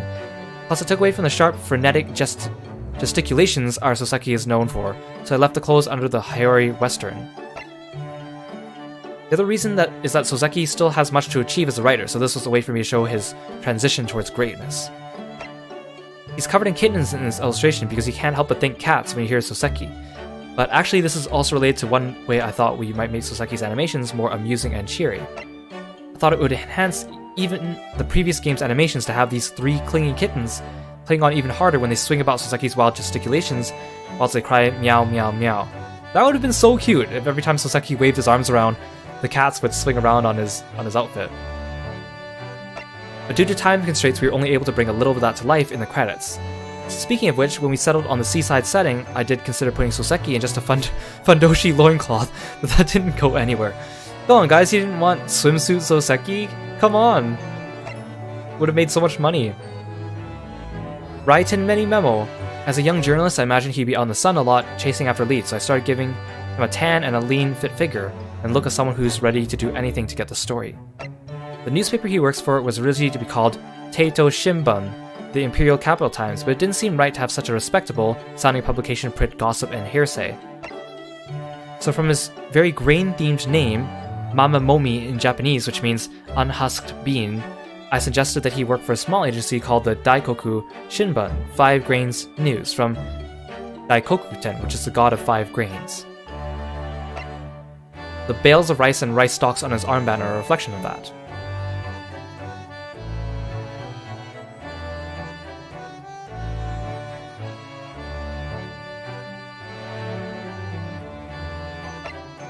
Ooh, look at these. William Shakespeare. The jumping off point of Shakespeare design was one simple word: Shakespeare. He looks glamorous at first, but the closer you look, the more pretentious his strange stage costume seems.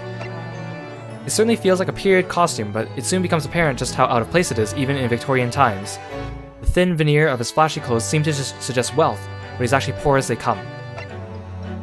I knew from the beginning I wanted those gaudy, oversized gems to come off flying during his final breakdown, so I deliberately applied them all over his costume. Along the bottom of his jacket, I attached a number of bells so he'd make a jingling sound whenever he moved. My intention was to make him seem annoying and shallow, but when we actually added the sound effects to bring my vision to life, we found it was simply too much and we ultimately left them out. a drone bee meterman, and Lady Quinby Altamont. From the description of his job going door to door to collect the gas company's money, I imagine Meterman as a worker bee. As a worker bee's job is to bring money he collects back to the Queen, so that's how the wife of the owner of Altamont Gas, Lady Altamont, came to be modeled after a Queen Bee. I also chose to design them as a pair so I can set them apart from the other, boldly colored and uniquely dressed characters of the game, and to create a sort of bee-themed uniform for the gas company. Altamont's umbrella is obviously her stinger. Other elements include her waist sash and Meterman's scarf, which are drawn to look like wings. His head in profile also somewhat resembles the shape of a bee in flight. I really like these designs. Even though these, especially these two, the Altamont and Meterman, are kind of like pretty minor as far as characters go. They don't even appear in the first credit roll, but I love their designs thematically. And Shamspear is just an absolute gem of a character. The character you thought would be really annoying, and yes, he was very annoying, but then you kind of grew to like him even though he was so weird in a strange sort of way. I also want to say I love all the different like variations of things that they drawn for period appropriate clothing for these characters, because you think for the guys it'd be like, oh, they're all wear suits, right? How many variations could suits be, right? There aren't very many, but you find so many different ways to like adjust the coloration or the slight design of them to make them so unique, even though they're all really just suit jackets with dress shirts, right? And I think that's really cool. Gina Lestrade. When I first drew up her design, she was set to be a detective, yet she appeared in adventures as a pickpocket. So really, Gina returning in this way was like her rising up into what she was always meant to be. For Resolve, I brought back a portion of my original Inspector Lestrade design, whilst adding bits of Gina's personality based on what happened to her in the story so far. My main goal is to bring out more of her feminine side by giving her a cleaner and more stylish appearance. I also gave her a trench coat to make her more detective-like and bring her visually closer to her mentor Gregson. Gina's horseback riding boots are a holdover from when I imagined her like a member of London's mounted police. I thought perhaps she and Van Zieks could make an entrance together on horseback.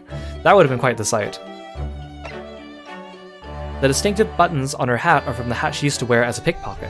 Competitive as always, Gina's fashioned them into something resembling the goggles Sholmes and Iris wear, if in form only on her new hat. Aw, how adorable. She's so cute. Toby, now to the Hellhound. Yes, the Hellhound. Chief Inspector Toby. Gina was always supposed to have a faithful canine companion, so if she was to return in Resolve, I pushed extra hard for her to finally have a dog this time around. And since there's already a detecting dog named Toby in the original canon. Oh, is there? Oh. It was quickly approved. Oh, I didn't know that. That's cool. When I looked into Toby of the stories, I found he wasn't as cute as I hoped, so I searched for an English breed that would pair well with Gina and made him a small, sweet puppy instead.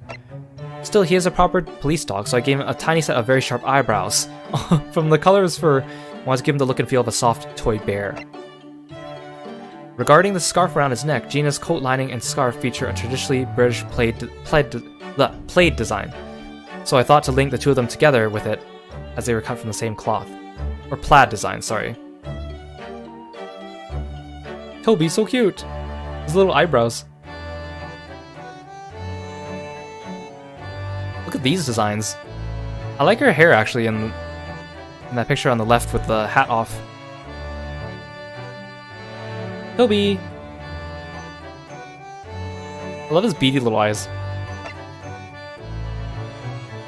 Albert Harebrain. When I first set out to design him during the first game's development, he used to be a brilliant teen scientist, so I gave him wild and unruly hair like Einstein's and glasses to make it easy to identify his personality.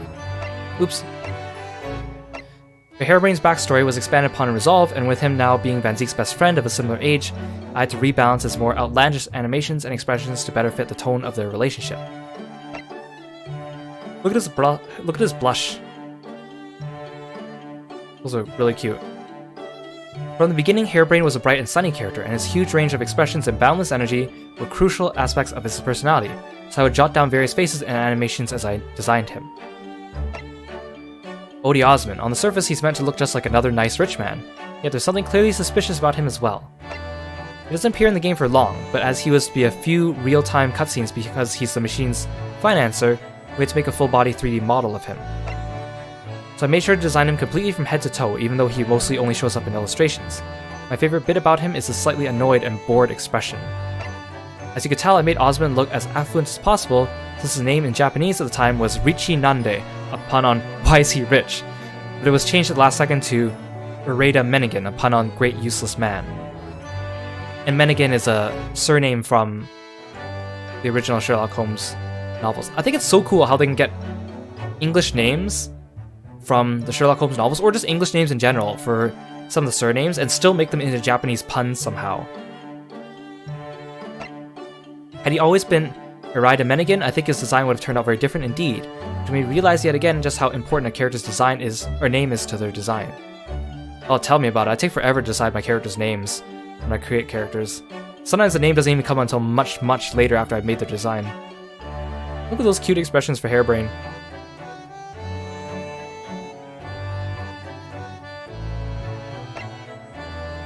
Enoch Drebber. Story-wise, I was told he's an engineer with a black monocle, whose hair color changes from black to white. So to make the transformation extra obvious, I turned the clear lens of his monocle black too, and loosened his neatly tied black hair into a messy sheet of white to clearly delineate his past self from his present.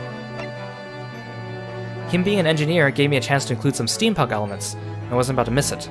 The result is a mechanical gauntlet that doubles as his tool set on his left hand. The belts and the plus and minus buttons on his jacket are evocative of electrical cables and electrodes. I posited that we make Drebber's animation stiff and robotic, as if it became this way as a result of that tragic night, or traumatic night. After all, you have to wonder just how frightened he must have been for even his hair to turn completely white.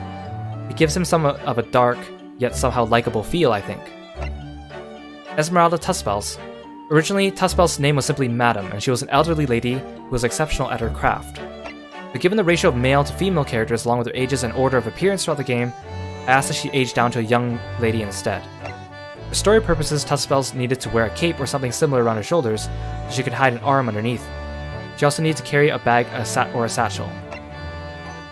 And because she was going to be featured in close detail during a dance of deduction, I really wanted to make her design as striking and memorable as possible. As a proprietress of an eerie waxworks museum, Tuspels operates under the outrageous idea that she should create molds of her subjects from their very real bodies in order to make her soulless wax figures look alive. This conjured up images of black magic and alchemy, which led me to making her a witch.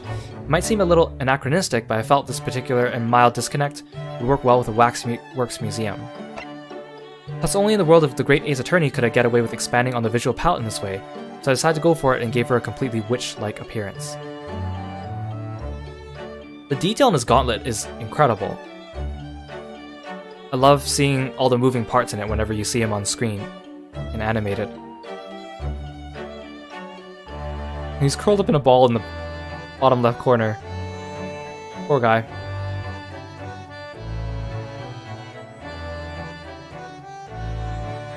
Tuspels is really pretty.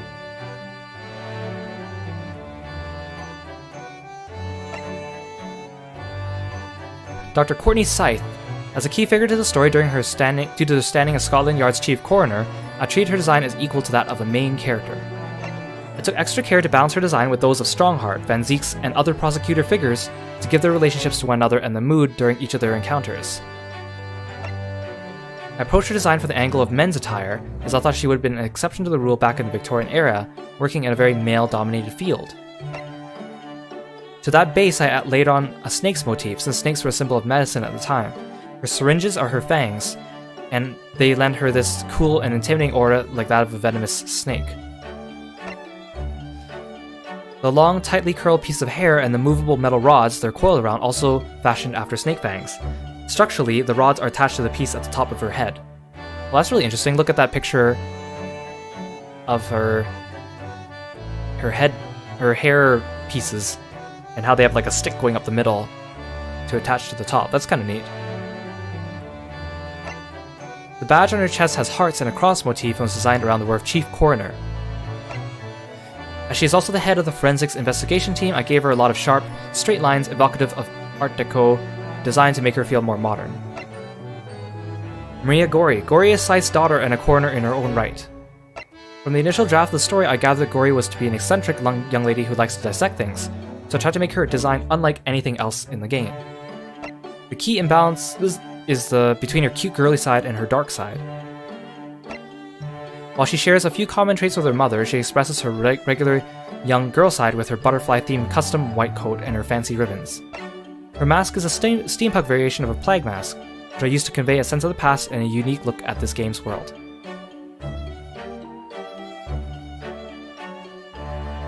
Look at those accessories.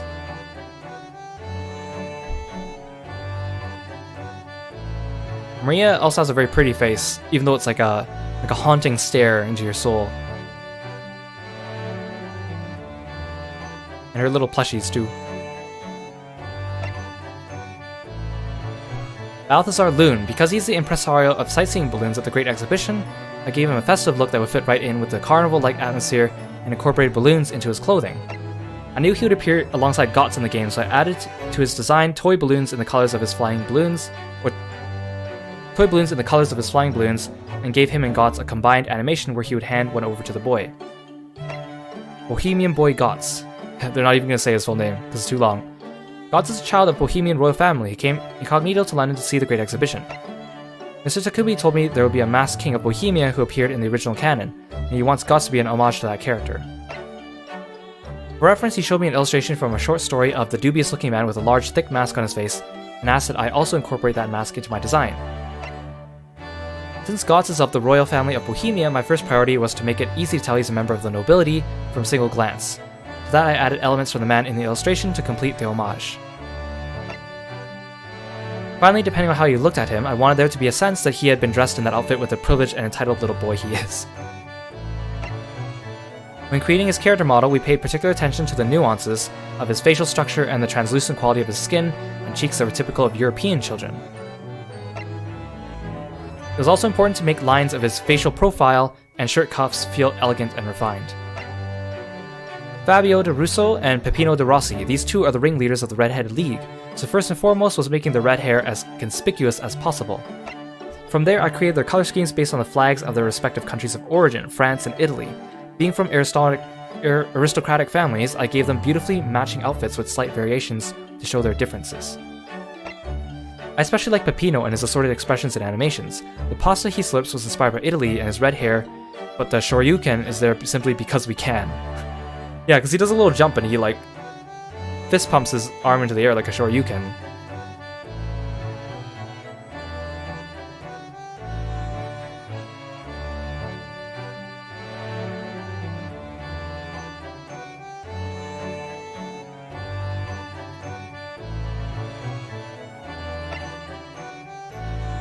Gossip, Hugh Boone.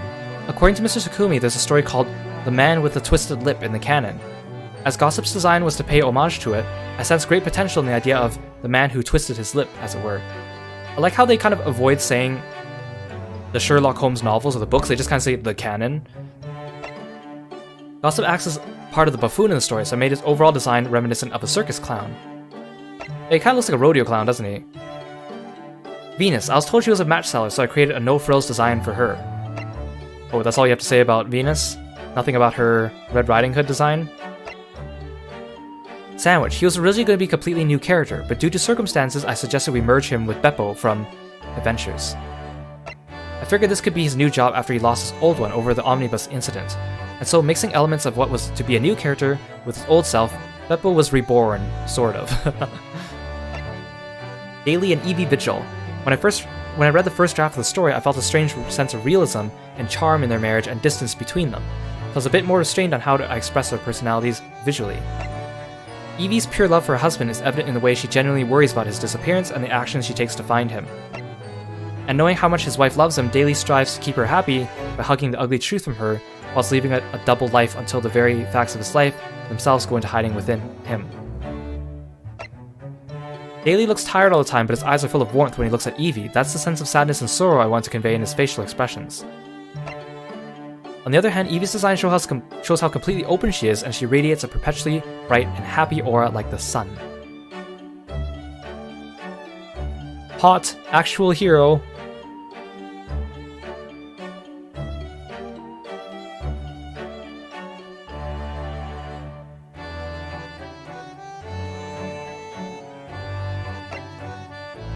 Barry Caden.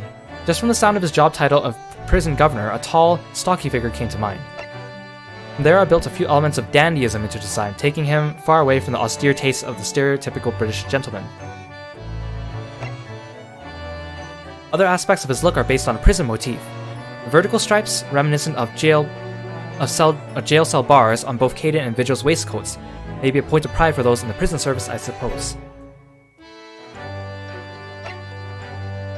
Kaden also likes to talk with his back to people, so I really narrowed his waistline for a tight, sharp silhouette from behind, and gave him rock-hard thighs and calves. Yeah, I was about to say, he looks very built, and he has a very, Dorito-shaped body. There's a bit of backstory to Kaden that we didn't get to explore in the game, but as a prisoner's governor, he isn't well liked by the inmate population. One day, Kaden was attacked in his office by a few escapees. That's why he got that scar on the back of his head, and ever since then, he's had that axe and rifle, and a ton of handcuffs at the ready in his office for self-defense. He also carries a small axe in a holster by his side for that reason. So that explains why he was carrying that axe all the time, but his axe doesn't have a cover for the blade. That's dangerous. I like how they had to include an illustration of his handcuff biscuit, and that tiny little bit over his head. We wanted to give him an animation using the smaller axe, but the fact he has it on him is a quiet testament to the life he's lived. It's a vivid reminder that even when it's not depicted in the game, these characters have lived entire lives of their own. That's an interesting way to look at it. Chicken Stroganoff. Chicken is Biff's little twin brother, so I hope you'll have fun looking for the similarities and differences in their design. But he didn't show us concept art of Biff. To bring out a sense of individuality, I used a little lick of hair in front to suggest he may be slightly more naive than his older twin. I also made Chicken's colors different from Biff's, and at the same time changed the coloring of a certain sister ship to match, making it much more chic for its role as the stage of a more spectacular show. Oh, this guy. Male Strongheart. Taking his rightful place in the story, the Lord Chief Justice's return and resolve meant I could finally draw him fully as I envisioned in my first designs. Pulling those in a circle of influence under one by one, he is the embodiment of his name, the heart of the Maelstrom. His role in the story is also the reason why his other motif is a unicorn, a highly intelligent creature that shares a royal coat of arms of the United Kingdom with a lion, whilst posing a deadly strength of its own. Strongheart's usual cane is replaced in Resolve with a new unicorn hammer, and it makes a loud and unique clanging sound when used in court. The first time I heard that, it was very intimidating hearing that different from the gavel. It symbolizes the Lord Chief Justice himself in the final chapter of the story and adds a certain color to the last trial of the Great Ace Attorney. Descent and breakdown. As the story unfolds, a tiny vortex in Strongheart's hair starts to spiral out of control until the little unicorn horn in it moves so out of place the overall shape of his hair transforms into a raging inferno. As a reflection of his anger. His usually cool and intellectual demeanor also morphs into one of terrifying ferocity. Then, during and after his breakdown, I want to capture him going out in an enormous blaze with nothing left to burn. In a rather flashy breakdown, but one well suited to the end of his story, I think. I hope you'll take a look at the sequence again with my remarks in mind. Come to think of it, the backlit Strongheart with his arms stretched out towards the heavens is the key visual for Resolve, is meant to make him look like he's being crowned with glory, but it's actually a reference to his final scenes. Yeah, if you look at all the box art for all three games, it's Great Ace Attorney 1, 2, and then Chronicles. Strongheart has a very prominent position in the top and center.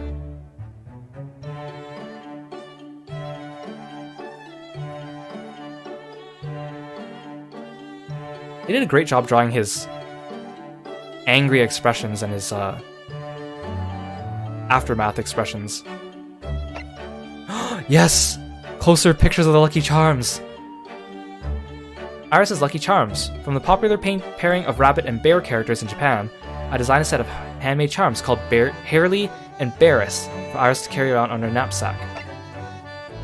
And there they hung until all of Adventures, waiting for the chance to sign until finally in Resolve their day had come. Their inclusion in the story was just one of the requests I made out of Mr. Takumi before we started work on Resolve.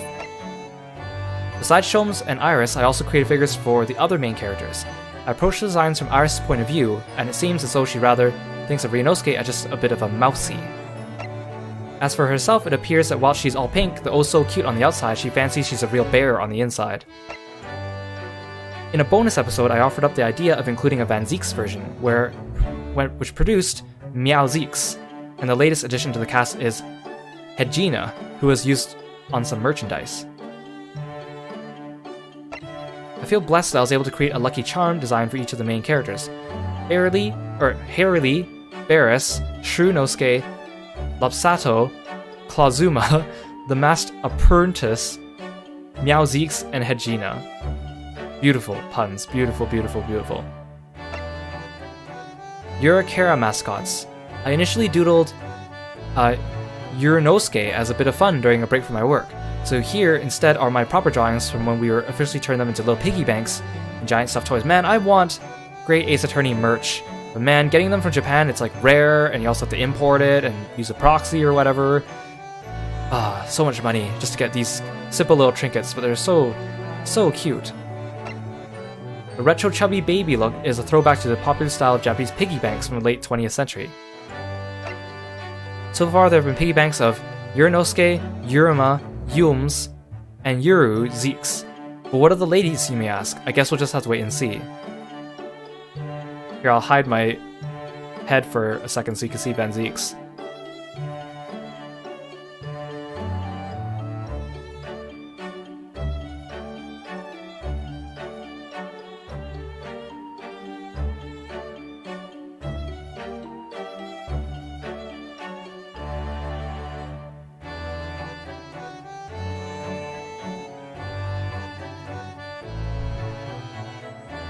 Look at the way that Kazuma's looking at Ryunosuke. Sherlock looks like a little baby. Oh, here we go. The Great Ace Attorney Adventures key visual. I worked to capture the themes, atmosphere, and a general sense of the world itself in one illustration that embodies the whole of the first game with this piece. It's split roughly into two sections with images of Britain dominating the upper half while Japan takes the lead in the lower. From the fully drawn blade, a great wave arises, lifting sakura petals up to the English roses above. In this way, I've created a natural line for the eyes to follow that also conveys the trajectory of the story as it starts in Japan and shifts to Great Britain. Ryunosuke's face hints at his iron will hidden deep within, while Susato shows a slight unease. Their expression suggests how the story of their adventures overseas ultimately comes to a close. The Great Ace Attorney 2 Resolve key visual. Adventures was the first title in the Ace Attorney series to diverge so greatly from the mainline games in its setting that the key visual for it focused heavily on conveying the period, locales, and the general atmosphere of the world itself. However, with Resolve, it was time to move away from that setting, so the composition of this visual works to emphasize the dramatic tale that binds these characters to one another. Ryunosuke stands at the center with a look of strong resolve in his eyes, whilst Susato stands next to him with a wrap draped around his shoulders. It says, though even after they are forced apart, fate has brought them back together. The top center represents a different time and shimmers with the golden light of a bygone era. From then, the light quickly fades into the dark shades of twilight and mood shifts along with colors to reflect the relationships between the destinies of each character present. Cherry blossoms, which are often used as the symbol of Japan, swirl around them like an embrace or a strong gust of wind. The ephemeral nature of sakura is layered atop a metaphor. The petals that have fallen to the ground in Adventures will be swept up again into the air, again in Resolve by this gust of wind, or perhaps a headwind in Ryunosuke's case. That's pretty cool, I love that. All in all, I painted a lot of meaning into this illustration, from each character's placement to the overall composition and colors for you to discover once you finish the game, so who knows, you might even find something new. I also meant for this to be a companion piece to the key visual for Adventures, so it'd make my day if you were to let your imagination run wild as you view the two pieces side by side. But these are the cover arts for both of the games. Great Ace Attorney 1 and 2. So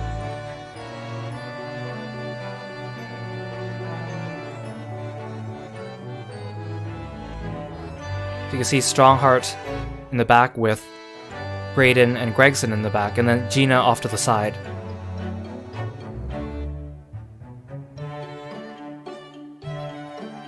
You can see Toby in the corner, Wagahai in Natsume's arms, Gregson's back is turned. We see those 5 key figures in the back, with Strongheart above them. Dr. Scythe, Dr. Wilson, Jigoku, Genshin, and Clint. When they first revealed the cover for this game, people had already been guessing the apprentice's identity, even from the very start. The Great Ace Attorney Chronicles key visual.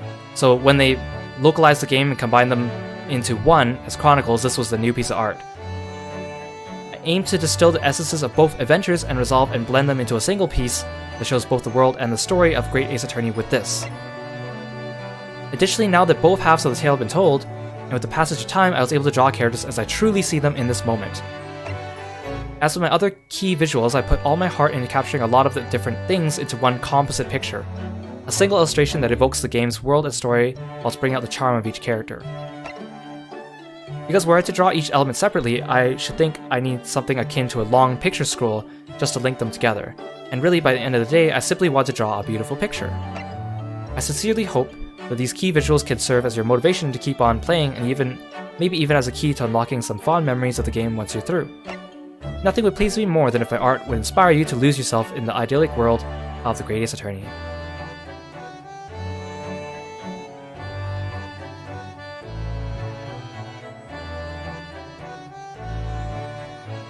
Oh, so that bottom left one is like a simplified version of it, with less shading.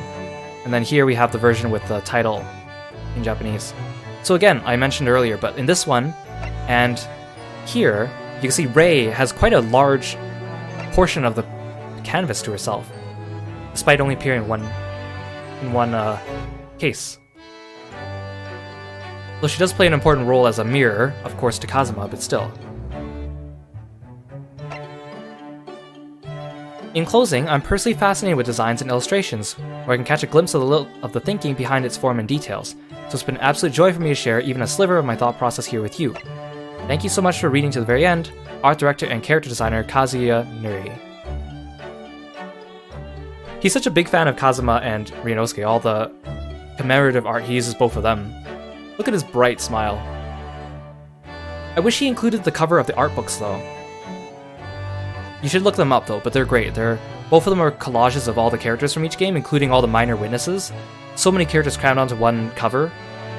I mean, maybe Kazuya Nori didn't draw those covers, I don't know. Or maybe they just want you to buy the book, but... And we're back where we started. Man, who'd have thought reading through all these would take, like, almost 2 hours, man? It's almost like reading an entire half of an entire case. And yet, like, the text boxes here look so small and innocuous. It really should not have taken that much time. Just goes to show you, because I was looking at the subbed playthroughs of the Japanese versions of these games, and I was using those to estimate how long my Let's Play streams would be. And my streams were always consistently like almost 20% longer, 20 to 50% longer, just because I had to read everything out loud. Even though I read at a pretty good pace and kept up with the scrolling of the words on the screen, reading makes such a big difference. So, I'm not going to go over the moving pictures in this stream, but I'll tell you what they are. These are promo videos for the game. The first couple ones were for advertising the games as they came out. These special trials. You can see there's Phoenix Wright in there. And then these were like part of a little fun Japanese-only like event. And these are actually voice acted, I believe. So what I'm going to do is I'm going to record these separately and I'm going to post them on my YouTube channel. Probably sometime tomorrow they'll be up. So you can peruse these at your own leisure and look through them. I think they're humorous, but they have a little bit of story elements to them. And because they're voice acted, I don't need to read them out loud. So there's no point in me streaming them for you guys directly, because you can enjoy them without me talking over them and ruining it. So I will post these tomorrow, so look forward to that. These, I'm going to be streaming these tomorrow. These are little skits, and basically they're like little episodes, almost like side stories, and they are part of, I'm not sure if I think they're non-canon little fun side stories. Maybe some of them are canon, I don't know.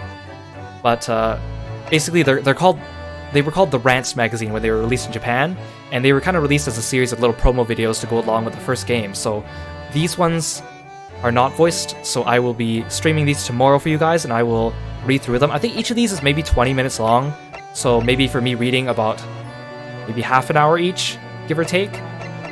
So look forward to that. I also want to look at this.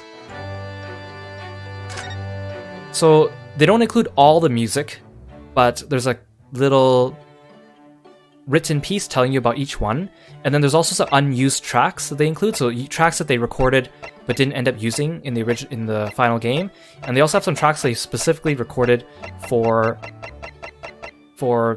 Chronicles. So of course we have Ryunosuke's objection theme, and I think this is the best objection theme in the series, and it's probably one of my favorite pieces of music in video games of all time. And of course, you could probably find versions of all these on YouTube by themselves, so if you want to just have a listen to them, make a playlist. I also highly recommend looking up the Great Ace Attorney Orchestra arrangements, where they play them with the Tokyo Philharmonic Orchestra. They sound really good, and there's like, they bring in a lady that plays the accordion, and she looks like she's having such a fun time playing the accordion. I don't think I'll read all these out loud, so you can, if you want, you can, actually I'll hide my portrait so you can read them. But if you're looking at this later, you could pause it and read through these, because I think I've done enough reading for the artwork now. So, a scrapped version of Ryunosuke's personal theme intro only. Well, that's a very different feel.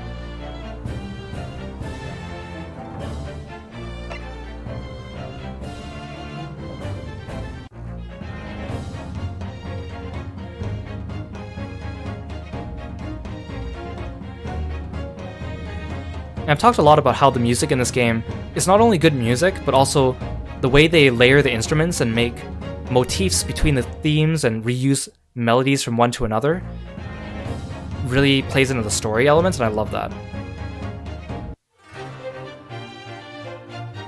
Yeah, these three are quite similar.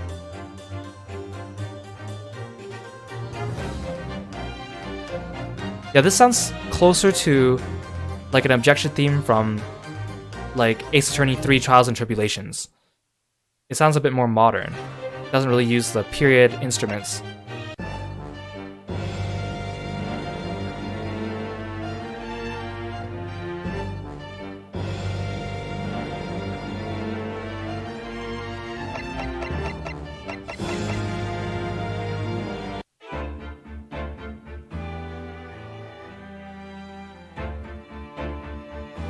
Yeah, this one sounds a lot like the first Ace Attorney game, port and session music.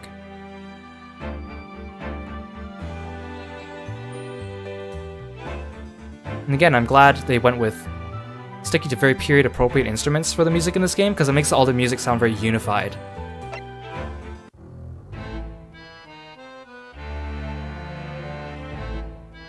So this plays during the first cutscene when Watson's talking and introducing the very first case.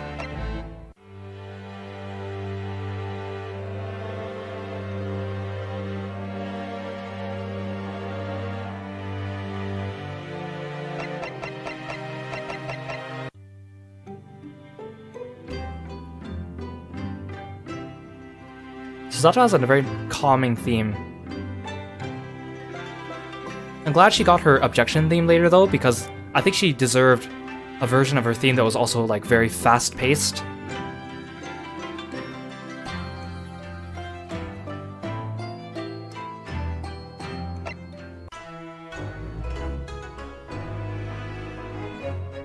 Well, they had a competition with each other to compose Susato's theme.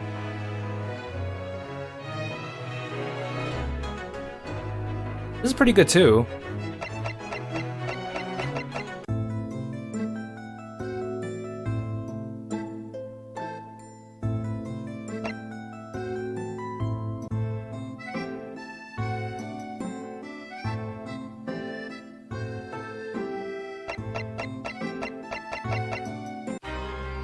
Ah, yes, this one. This one, yeah, this one hit just perfectly.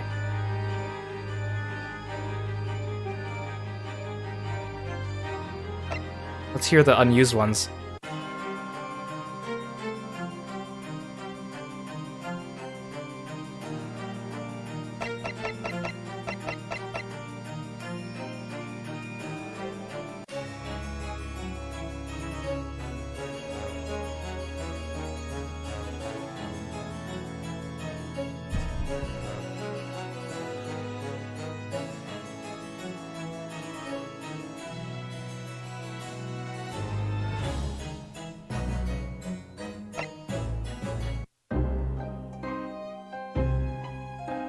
These ones brought out. These played when Dr. Wilson was talking at the beginning of each episode.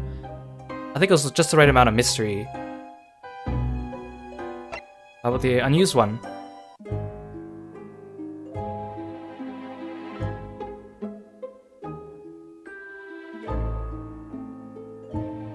It's fascinating because you think about all the pieces of art. There were, you know, concept art or designs not used. You don't often think of all the music that was unused too. And of course, sometimes they reuse these things later on or bring them up again, but it's a little bit of a shame sometimes. Some of these tracks are actually quite good.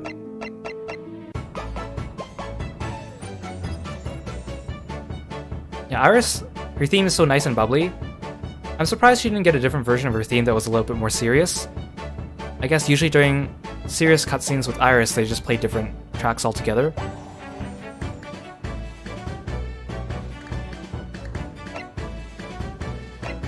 Her theme doesn't have a name, it's just called Iris. Oh no, here it is, Young Biographer, yeah. That's what it's called in Japanese too. Let's hear the scrapped version. Oh. Kind of sounds like Kirby music or something. Got that little bouncy synthesizer. Ah yes, Kazuma's theme. I love this theme so much too. It's so hard to pick my favorite soundtrack from this, or music track from this game. Ryunosuke's theme or Kazuma's theme are definitely up there.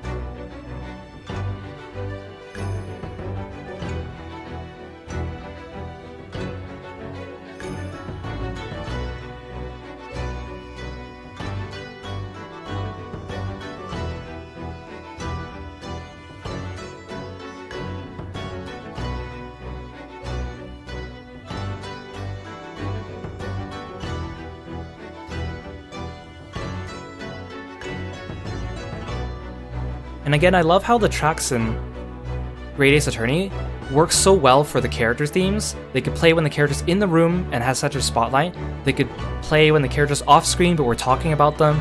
A lot of times these work well for serious scenes, but also wholesome scenes, and sometimes even comedic scenes, depending on which track it is.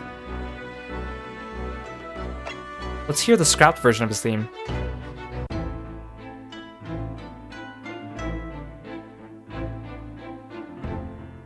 Sounds like a public bath theme at a ryokan hotel. I mean, it sounds cool, but having heard the actual Asogi's theme, definitely.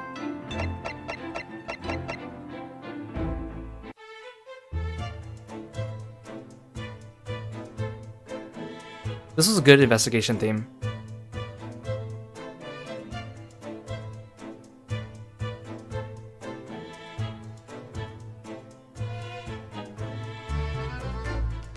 How about the unused one?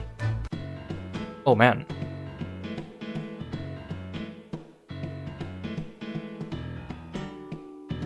Yeah, a bit hard-boiled. It sounds like a film noir detective office.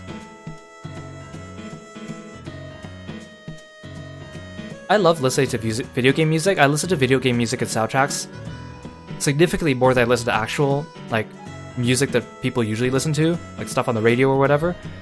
Whenever I listen to it, it usually invokes feelings of whatever game whatever game it's from, and it reminds me of specific scenes from that game. So video game music I listen to a lot more than regular music because it evokes so much feeling. And even when people suggest music to me, if it's from a game I haven't played, unless it's like a super good track, I usually don't love it right away just because I haven't played that game, right? It doesn't give me the same emotional connection.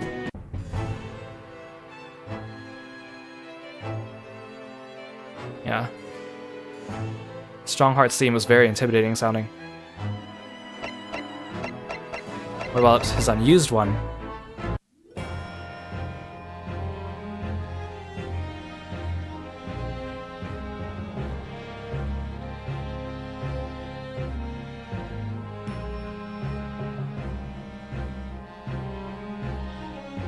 Not bad, but definitely a different feel.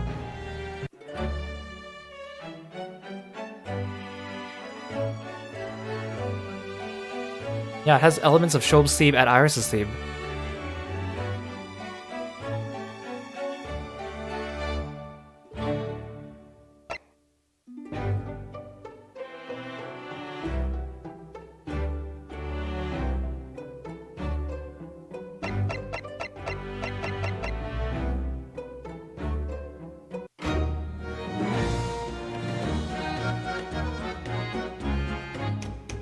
Gina's theme fit her very well.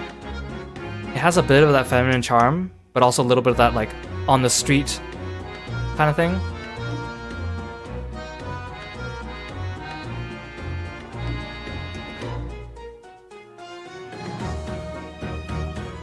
Hey, welcome to the stream.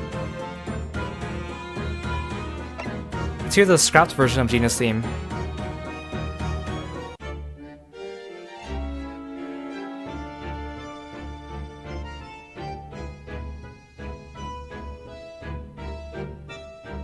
I can see this being used for like an older Gina. Like, she grew up, she became a proper inspector, she's more experienced. It's got a little bit of that, like, the accordion, feminine charm. It's still got a little bit of the same melody. Melody? Is that right? I don't know my music terms very well.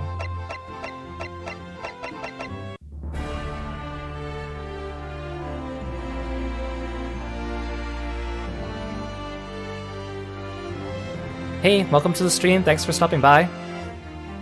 We're going through all of the bonus material and the creator's notes for each one. This was a pretty good track. Let's hear the unused version of it, though.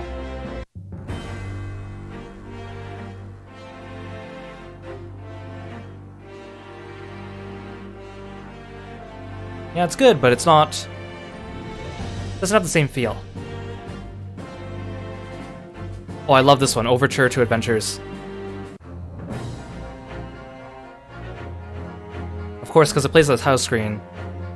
I heard it a lot, because I would have the title screen going while we were waiting for a stream to start.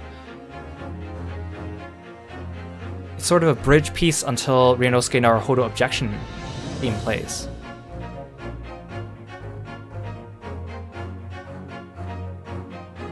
What about the unused version?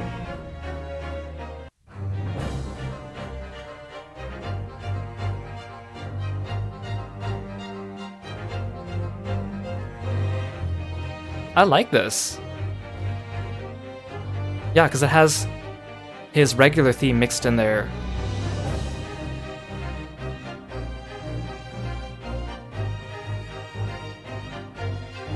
Thanks for coming to the stream. Take care.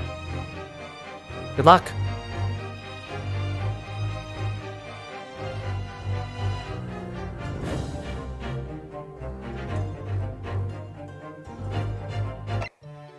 Oh, so these... oh, I think these are just sound effects.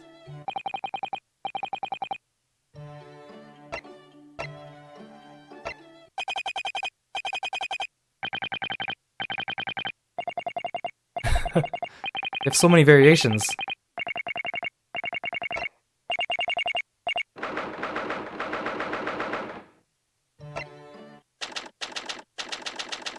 Yeah, it definitely doesn't have the same feel to it.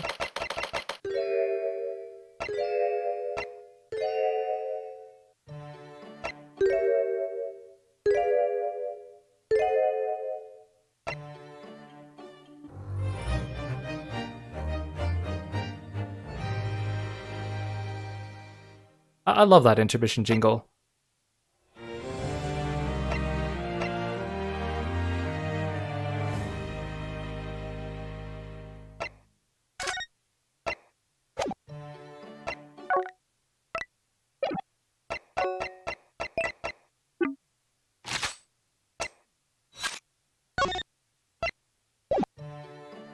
You know, you don't really think about all the little sound effects in games, so they make such a big deal. Sound design is so important when it comes to games.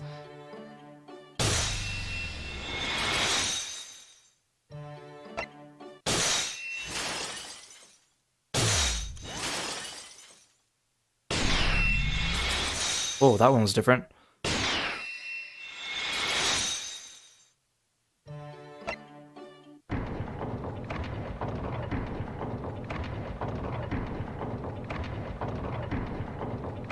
It's oddly calming.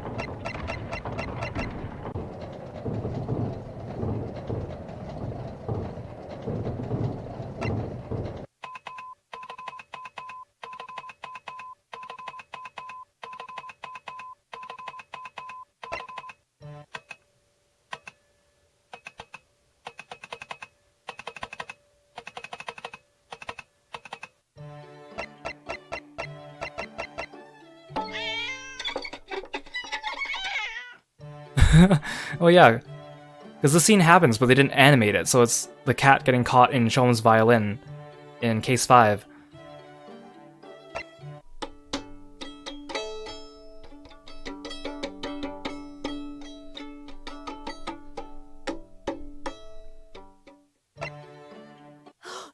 Naruhodo-san, I never imagined I would witness one of Mr. Sholmes' great deductions with my own eyes. Nothing can deceive Mr. Sholmes. In a single glance, he can deduce all there is to know about a person. It's quite true. I've read about it countless times in the adventures of Sherlock Sholmes, and now I've experienced the astonishing impact of his art firsthand. It really is a dream come true. You know, at times, Mr. Naruhodo, I think that though I have an undeniable turn for detection, I may well be even more adept at larceny. That's cute. And then, in tomorrow's papers, the headlines will be, Discharged Diver is Dauntless Do-Gooder. Isn't that right, Runo? Of course they will. I have absolute faith in you. How was that?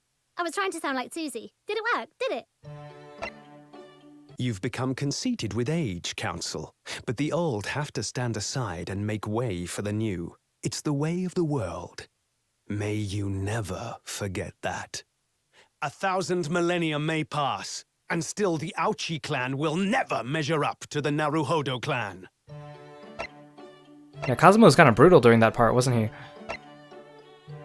Those eyes of yours, young Nipponese, they shroud your fear, your doubt, your trepidation. They run wild, clinging to some phantom notion of courage. The quintessential look of a sacrificial lamb. It must be fun to be a voice actor. What is this? Welling up inside me. I've never felt like this before.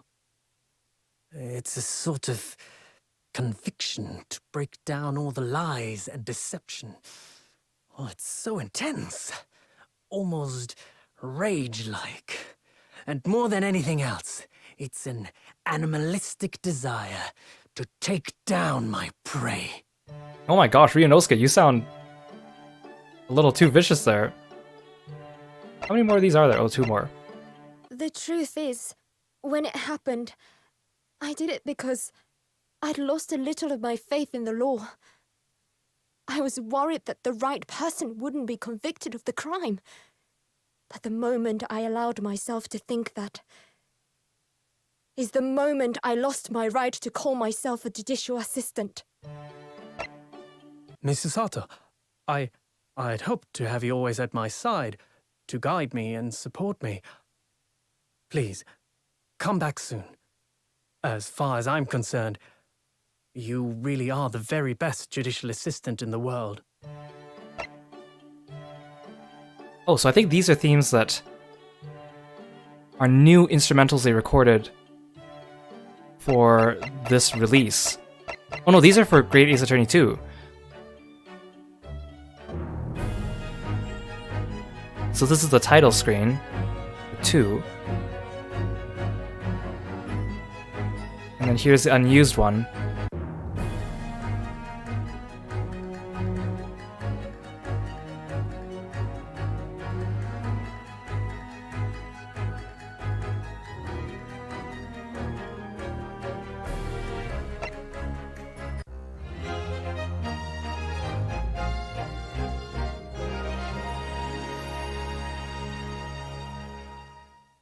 So that's the beginning of episode 1, and then there's an unused version.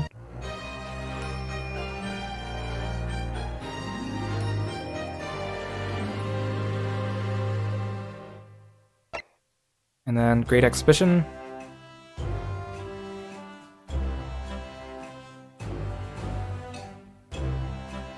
It has that little fun bit to it. What about, here's the scrapped version of it.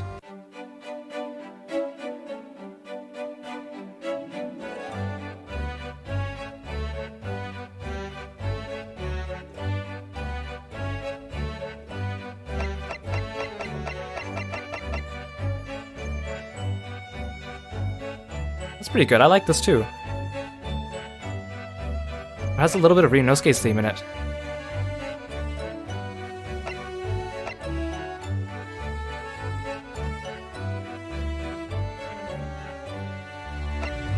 What about Hairbrain's theme? I like his theme. He was a fun character.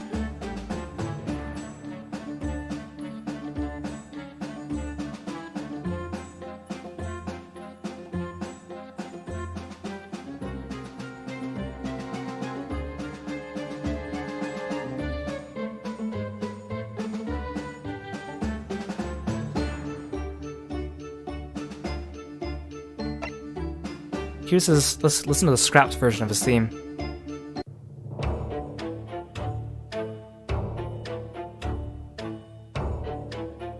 That was very different. Less fun.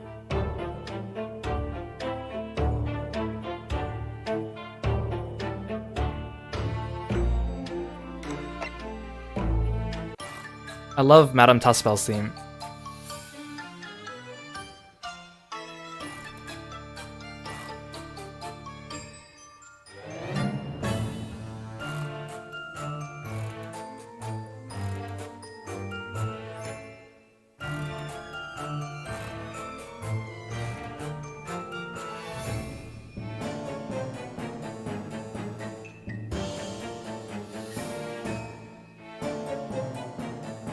And again, they mention in the developer diaries, so for each character theme, they specifically picked out the instruments for certain characters, or certain sound effects, which is what made their themes so unique. So like for Sherlock, it was the tap tap tapping, and then for Iris it's the little bubbly sounds because of all the like bubbly experiments she has going in the background. And then for Madame Tuspel's, they specifically say it's the sound of that scratching. They took like a stick and scratched it across a waistband and gave it that scritch, scritch, scritch sound that really gives her that feel to it. Let's listen to her scraps version.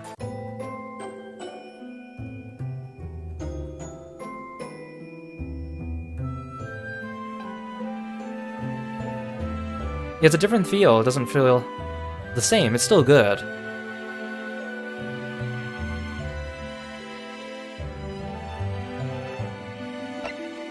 Well, this one. Theme to accompany when the real killer's identity comes to light. Oh, yeah.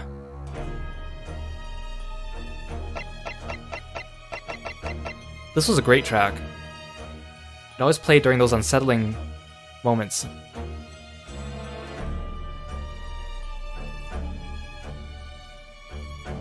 What about the unused version?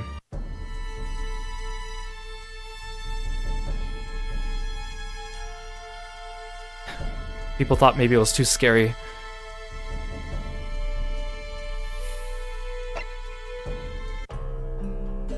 Well, this one too. The first time we heard it was when Daily Vigil was recovering his memories. What about this scrap version?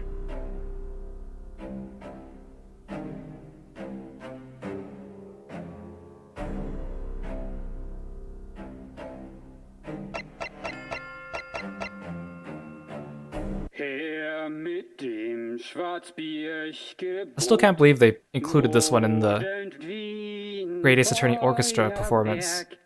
They hired a Japanese guy that could do like opera singing in German just for it. There was a scrap version of this though? Oh, an instrumental version of it.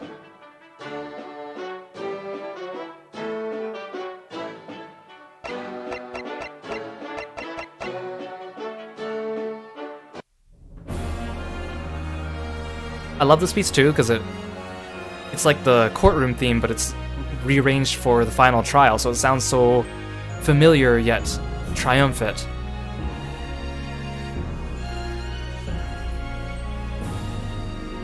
Let's hear the unused version of it.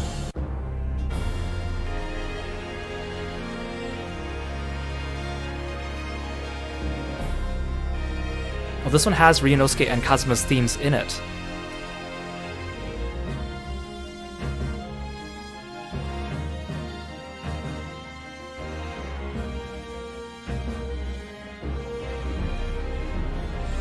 I like this though. I mean, maybe it's a little over the top for that moment, but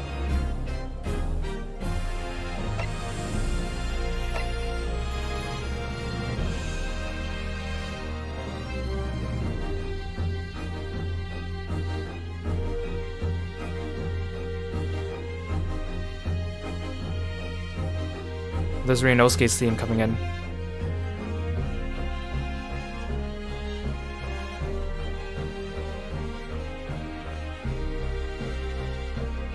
What about this one?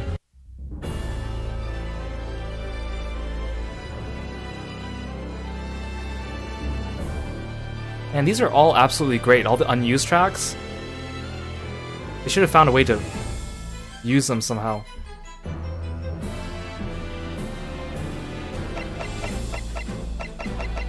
Well, then here, of course, Partners. Oh, it's the first piece he composed for Resolve. This is also an amazing theme.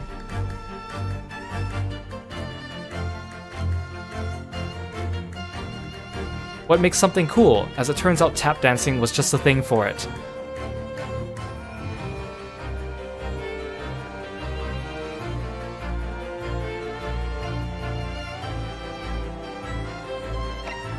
What about the unused version of it?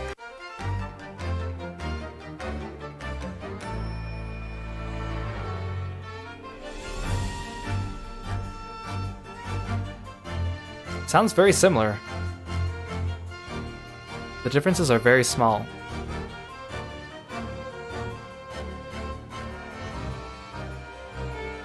I think the ratio of the instruments is a bit different on this one. It definitely lacks a slight punch from the used version of it.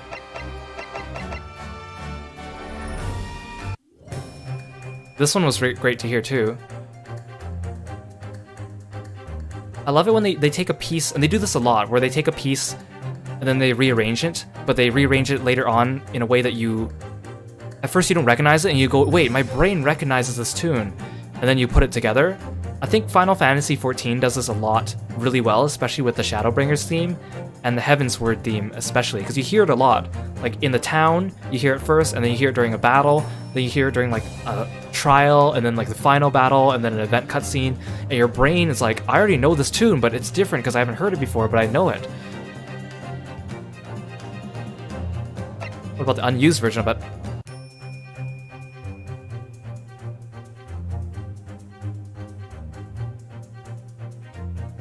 Yeah, it sounds like a beta version of Prelude to Pursuit.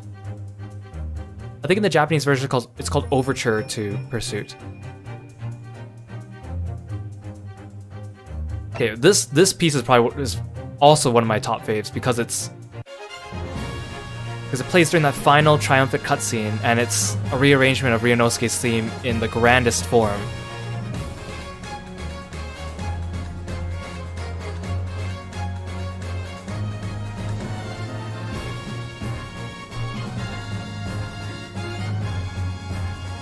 Yeah, the composer's comment is absolutely correct. So it says, so how did I do? I hope I succeeded in making you shout yes at the moment it started playing, and that's absolutely what happened.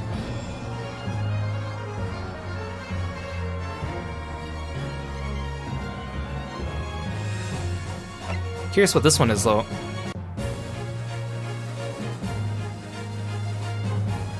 It's a quieter, more subdued version with less melodic movement.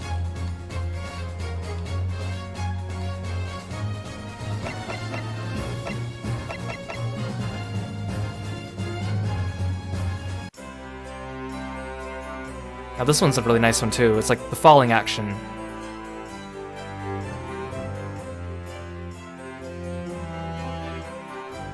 It's hard to believe sometimes that there's like a team of composers. Like each one, it tells you who composed each track, because they all sound so uniform in their use of instruments that it sounds like they're all composed by the same person. I think that's absolutely fantastic.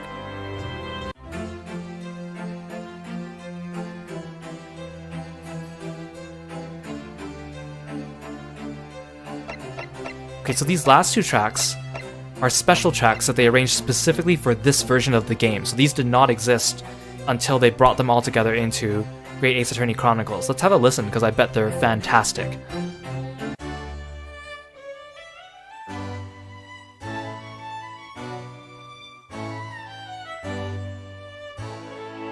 Also, they use this for the new credit sequence that we haven't played it yet because it's in the vault here, but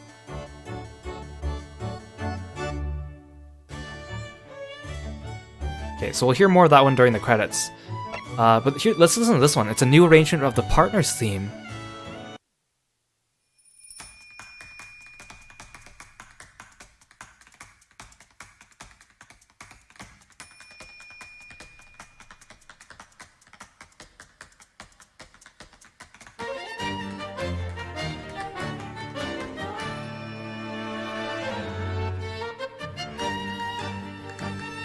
Ooh, that's good.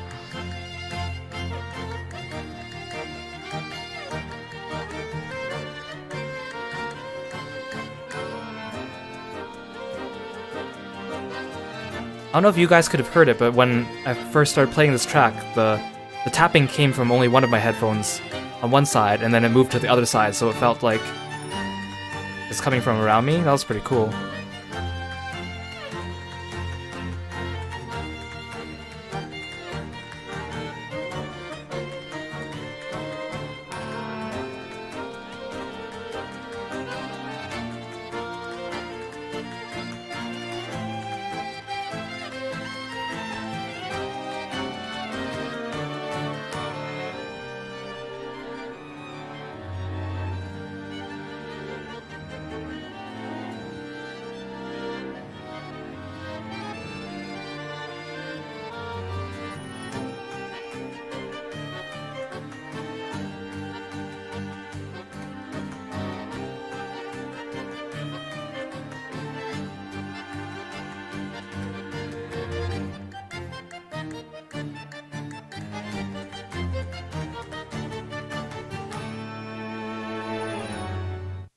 That was great.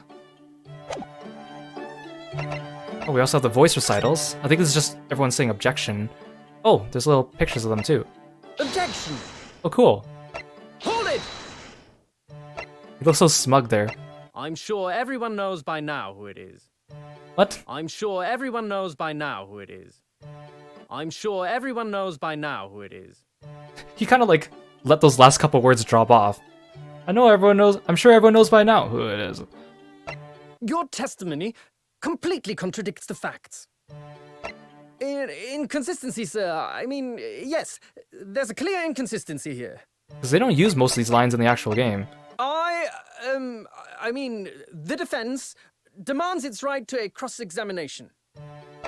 I will become a lawyer. I have to. Hold it! Susato Mikotoba, judicial assistant to the defense. Yes, I fully understand. I ask only for 5 minutes of time. I have vital evidence to substantiate the defense's claim.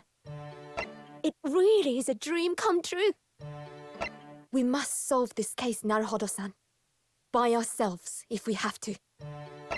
Prepare for a Susato takedown! Hiya! Oh my gosh. Objection! Oh, he doesn't use that. Objection! Now, let us engage in the art of deduction. Mr. Naruhodo. So everyone, let us begin. Sherlock Holmes is proud to present his logic and reasoning spectacular. It would seem the truth is now tantalizingly close. Yes, my mind is quite made up now. There can be no other explanation that accommodates all the facts. I'm a great British consultant detective, the only one in the world. Sherlock Holmes. I presume you must have heard of me. Objection! Oh, that's new. It's a great pleasure to meet you both. My name is Iris Wilson. Because I know some of these lines they use during the promotional trailers. The tea's brewed, and I have some freshly baked biscuits as well. Look! I used this! It's my latest invention! Iris Wilson is proud to present her logic and reasoning spectacular! Susie was right. You're the best lawyer in the world. His headband's still flowing, even here. Of course it has to be. Objection! Objection! Oh, that objection sounds different than the one he uses during the final trial. He sounded like a little bit more smug during that one. He was like, objection! Objection! Which is a little different than this one. Objection! This one's a bit more fervent. I have faith in you, Ryunosuke Naruhodo, as a lawyer and as a friend. I'm determined to bring about change in our legal system. A Japanese man's katana is his soul. This blade shows me where I need to go and cuts down anything that's in my way. Leave this to me. All you need to do is put your faith in me, and I'll do the rest. Objection! It's such a slow point. Objection! The quintessential look of a sacrificial lamb. Lord Strongheart has told me all about you. That you're a student who arrived in London but 2 days ago. A mere amateur. Objection! My lord, with all due respect, this is an outrage! The prosecution refuses to accept this decision. This has gone on long enough now. This flagrant ignorance of the mechanics of law. Sherlock Sholmes, you say? Yes, I've heard the name. The protagonist in a series of short stories for the vulgar classes. A god of detection or some such. The Nipponese are a truly fascinating breed. Huh. If I change the language to Japanese, does it change there too? Audio. Whoops, no. Language. Because I would like to hear Nakamura and Hiroshimono.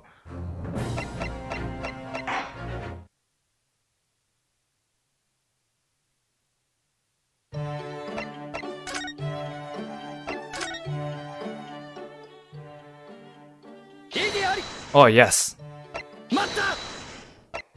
もう言うまでもありませんね。あなたの証言は決定的に矛盾している。 I like Hiroshimono. He does a lot of my favorite characters. 矛盾です。そう、矛盾なのです。僕は、弁護側は尋問の権利を主張します。僕は弁護士になる。必ず。待った。被告側弁護人の法務助手、御言葉すさとと申します。承知しております。ほんの5分お時間を被告側の主張を立証する最後の証拠品を持ってまいりました。ああ、まさに夢のようでございます。事件を解決いたしましょう。私どもの手で必ず必殺すさと投げ。異議あり。さあ、推理を始めようか。ミスターなるほど。それでは皆さん、始めるとしましょうか。シャーロック・ホームズの論理と推理の実験劇場を。どうやら真実はもうすぐそこまで来ているようだ。たった今、結論まで読み切った。他の可能性は存在しない。僕は大英帝国が誇る世界の名探偵なのです。シャーロック・ホームズ。もしかして知らないとか？ Oh, she's so cute. 私、アイリス・ワトソンです。どうぞお見知りおきを。さあ、お茶が入ったよ。焼きたてのクッキーも召し上がれ。ほら、これ見て。私の発明品なんだよ。よーし、それじゃあ始めようか。アイリス・ワトソンちゃんの論理と推理の実験劇場を。なるほどくんは世界で最高の弁護士さんだね。 Oh, wait, Nakamura's laugh. Oh my gosh. なるほど、龍之介。俺は貴様という男を信じている。弁護士としても友人としてもな。俺はこの国の司法を変える。刀こそ日本人の心。そして全てを断つその刃は俺が進むべき道を指し示してくれるのだ。俺に任せろ。貴様はただ俺を信じていればいい。そうでなければならない。我が生贄は。な。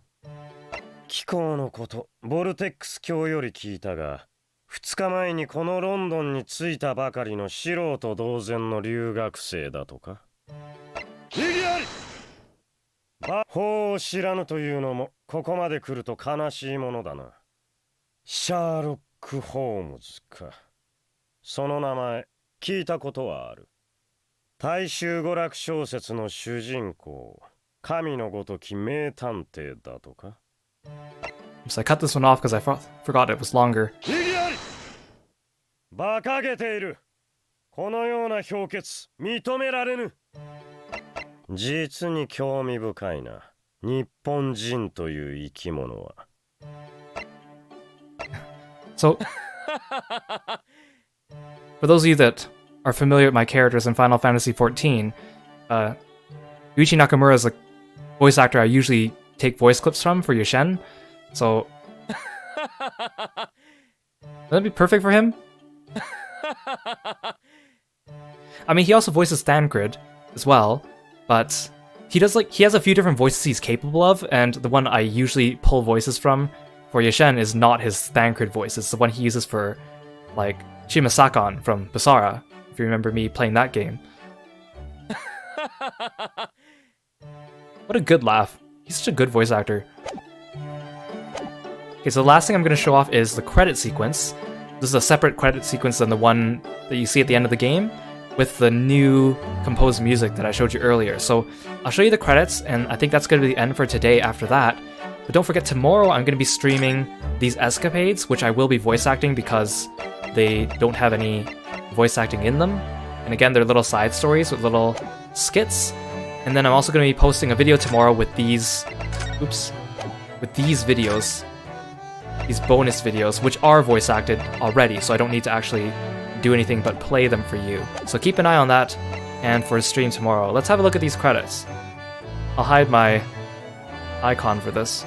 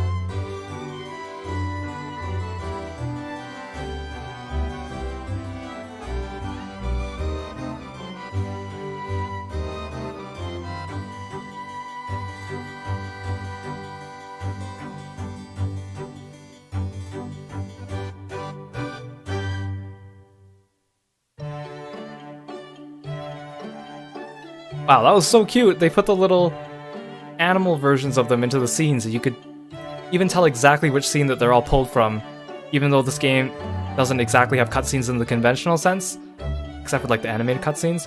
That was really good. That was cute.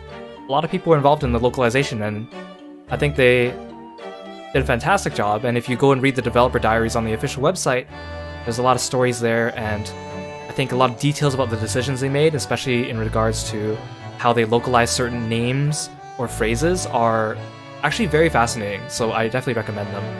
So again, tomorrow we're live streaming these escapades, which I will read for you, and then tomorrow I'm also going to be posting a video with all of these promotional videos included inside, which are already voice acted by the game's cast.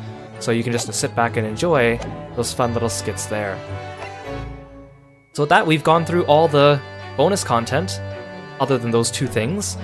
I didn't think it would take this long. I thought this was going to be like a 1-hour stream, and then it turns out that it was a lot longer than that. Even just reading all the comments from the gallery took up more time than I thought, even though it didn't look like a lot of text. But it was really interesting and really fun, because I mean, you know that I love this game. I talk about it all the time.